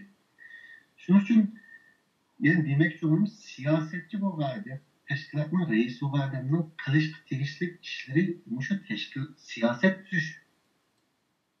Böyle ben birini koysa işitki degende siyasetçinin kılıbaşı muşu yani tanrımızı. Bunu kanda tuzudu nimiş kolu ermeden özüne ahvalı var, özünün şaraiti var, özünün teşkilatının ezalarının umumi küçüge para tüzüş gerek aslında. Şuna. Yani sizin deganınızdaki bu xulosalsak hozirgi yoshlarning ichidagi iqtidorli bolalar ayrilib veya ki bir narsa tashkillab bu xizmatni ilib manga olamdi sizce? Elbette. Benim yaşlı avazdaki yaş torbatını bunu etmanga vaktimizde 2012 yılında demek. Şu o vaktim Dünya Uygur Kurultayı battı. DUP stratejisi de yaşlarda bir makale yazılmış vaktida. Bu bayan hazır sözlegenlerimizden xeliciki şu makalede sözlengen mesela. Şunun için yaşlarda ümit çoğun. Yaşlar cehneslerin özgertleriydi, cehneslerin kılalaydı. Enerjiye yaşlardı. Şunun için yaşlar bununla bütün üzeriniz duruş devlet yaşlarına ermesini cebip kesinlikle ağaçtı. Kılımen diyen, tünelin değiş ideolojisi okşaş olan, göz karşı okşaş olan, dılın maslı şalaydan bir grup yaş bağlı olsa, 5'ten 10 geçe, şular bir teşkilli neredesi var. Onun dikin sırtlı içilik Türk ballardan, çetellik ballardan, özünü dörtlü yerlik ballardan diyendek ile köpüyüp tutuyor. Bu teşkilat yoğun tutuyor 4-5 yılda. Çünkü o yaşlarda tılma var, üniversitede okuyucu savaştaşlarından ekürüdü diyendek. Buna yoğun tutuyor yani. Şunun için çoğunlarının yani azadın mevcut teşkilatlarının hareket kılış, yakımız keniş, imkaniyetiyle kararında yaşlarda tekrar çok imkaniyet var, muhit var ve enerjiye var. Yani siz demek olduğunuz yani mevcut 15 tane devletten 5'ten iktidarlık balıdan 50'den emas 5'ten 45 adam çıksa bu 45 yaş bala bütün dünya miqyasıdan ait çoğun işlerini kıp ketidi demekçiz. Ben ona başını Bu yani desek yana şöyle şu gap keldikenmiz en zamanda çıktı aslında çok. Her devletten 4-5'ten yaş bala çıkkandı ama bu ucuqtırıp itildi. Bunun cezasını, bununki tarihini yazıp koyduk defterlerge.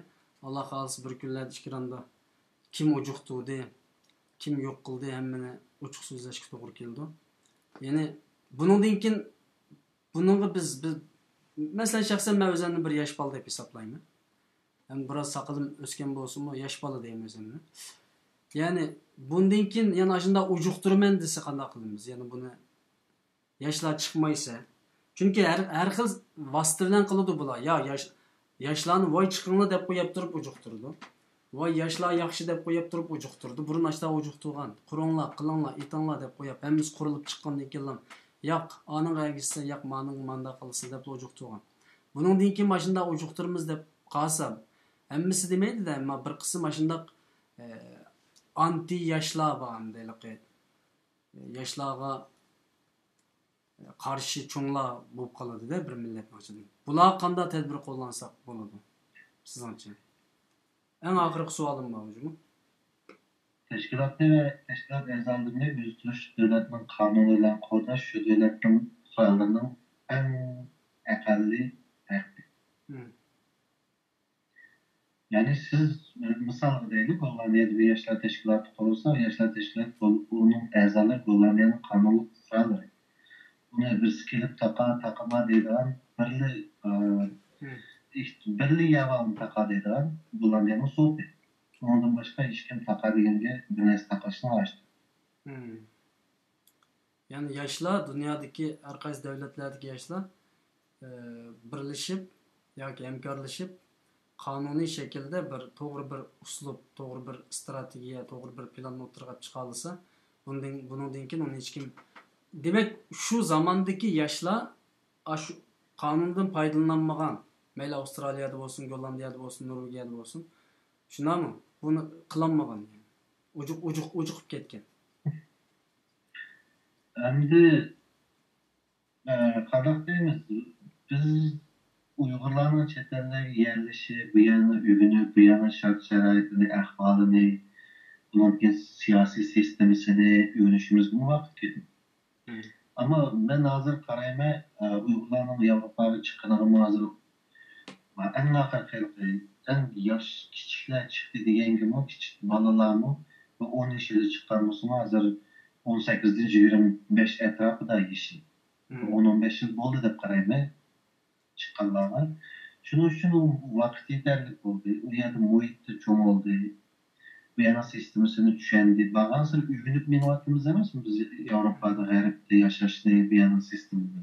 Shu mencha bu uyg'unish endi bizga yetarli bo'ldi. Endi yoshlar tayyor bo'ldi deb qarayman. İnşallah, Allah razı olsun. Rahmet. Sizga rahmat. Darsning oxirida yoshlar to'g'riliq bu fikrlarning chiqib qolishi nihoyat yaxshi bo'ldi. Chunki endi chiqmasak bo'lmaydigan, bir yerga kelmasak bo'lmaydigan, hamkorlashmasak bo'lmaydigan, suhbatlashmasak bo'lmaydigan bir yerga majburmiz, kelib qoldi. Bundan boshqa chiqish yo'limiz yo'q. Buni qilmasak hayot qololmaymiz bu dunyoda. Yani hatta shunda deymizki, Sharq Turkiston xalqi bugun qo'ldan ketib o'tadi.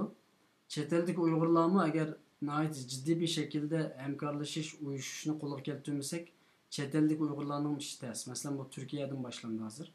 Turkiyada bir Uyg'ur o'zining bexatarligiga, masalan, ba'zi qarindoshlarimizni suhbatga chiqmoqchi bo'ldik, ammo o'zi jamiyatda bo'lsa-mu, ammo yanılam o'zi bexatar emas.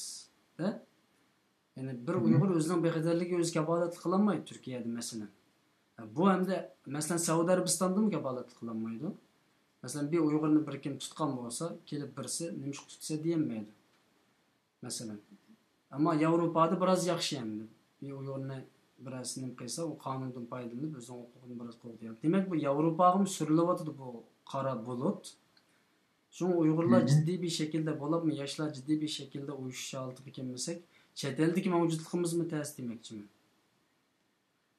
Albatta, chet eldagi mavjudligimiz oldi bilan qora bulut yoki xatardan burun madaniyat jihatdan g'arbga yoki o'zimiz turayotgan davlatlarga assimilyatsiya bo'lib ketish ehtimolimiz yuqori. Assimilyatsiya bo'lmasakmi, uzun mezgilda davom qilolmasligimiz. Abay Çakçak'tak Mahmut'tan falan sonra özgürlük getirilen çıkış ikinci, üçüncü avlat Türkiye'ye geçiyor. Şunun için medeniyetini çın tutuş gerek, ana dil terbiyesini çın tutuş gerek, küçük balalarımızı, perzentlerimizde devamlı birbirine uçuşturup tutuş gerek, kimlikini cidden saklap gelişme küçeş gerek. Bunu yaşlarının kılış kılalaydıganlıkla da ben tekrar bekire kişilime. Çünkü yaşlarda tecrübesizlik bulundu. Yaşlar aldırango bulundu. Kini kızlık bulundu. Ama en mühimi yaşlarda enerjiye. Bu enerjiyeni siz kızık iş olsa bir nersege nişanla doğru belgilep versiniz. Mayak kullan degen nersini köstüp verip yeteklep yakıp bille minip şunu da kıtlarsınız. Bu enerjiyeler o sizden iş güdü dayaklık. Aşına mı köstüp verse yaşlar binlerce bu Şərq Türkistan meselesini, Şərq Türkistan hareketini yaşlar keyin qo'lga olgan vaqtida bir derece texnik güçlənib çıxdı. O hozirgi yoshlar inshaalloh vaqtcha mustaqilliklarni o'qigan yoshlardan keyingi davrdagilar bulardan texnik kuchli bo'lib chiqish kerak, ammo milliy mavjudiyatni shaklini saqlagan holda. Allah razı olsun, rahmet. Sizning oxirgi so'zlarini olaman. Ya'ni nurg'un qarindoshlarning ishkiran aqisida WhatsAppda, Facebook Messenger'da yamanchiq savol so'rab, yamanchiq xatlarni yozadi. Ko'pinchisini suhbat qilayotgan vaqtida naq maydonda telefon qilinglar deyman. Ammo ko'pinchilari uranmaydi. Bir qarindoshimiz hozir to'xtamay savollarni yozyapti, yaman uzun narsalarni yozyapti. Telefonda biroq o'zingizni dang desam men telefon qilolmayman dedi. Ama bu savol bugungi bizning darsimizga munosabatli emas ekan. Inshaalloh kelar qaytimda buni unutib qolmay o'tirib qo'yaylik, chunki vaqtimiz to'shab ishib ketdi. Oxirgi so'zlari bormi qarindoshlarga, yoshlarga, ko'rurmanlarga deydi. Endi qarindoshlar, vatandoshlar, bular yani bir mustaqillik hareketi olsun. Bir en maddesi bir şirket nomu, bir işini kararında bir maşineni yasap çıkımız degende en avval bir umum planı bulur. Ondan keyin onu basqıçlarga bölüdü. Ondan keyin onunla konkret planlarını düzüdü. Şu maşinin aldı işkini şu zavodda, keyin işkini meyerde, çarkana ayerde, rolunu meyerde değil. Ondan keyin onu kademe kadem icra kılıdı o injenerler, zavoddaki işçiler. Şunun için bir müstakillik hareketi ve teşkilatlaşışlar hemisi bir umum stratejiyanın aslında basqıçlarını şu stratejiyanın basqıçlarını icra kılış için hareket kılış gerek hemisi. Bizim stratejimiz tüzülgünü abadimlik 15 yıl oldu, 2013 yılı tüzülgün. Emdi olsun biz tez sistemleşip tez hareket kılıp şu abay kösettim Tibetlilerinin kıyagi kep boğundu.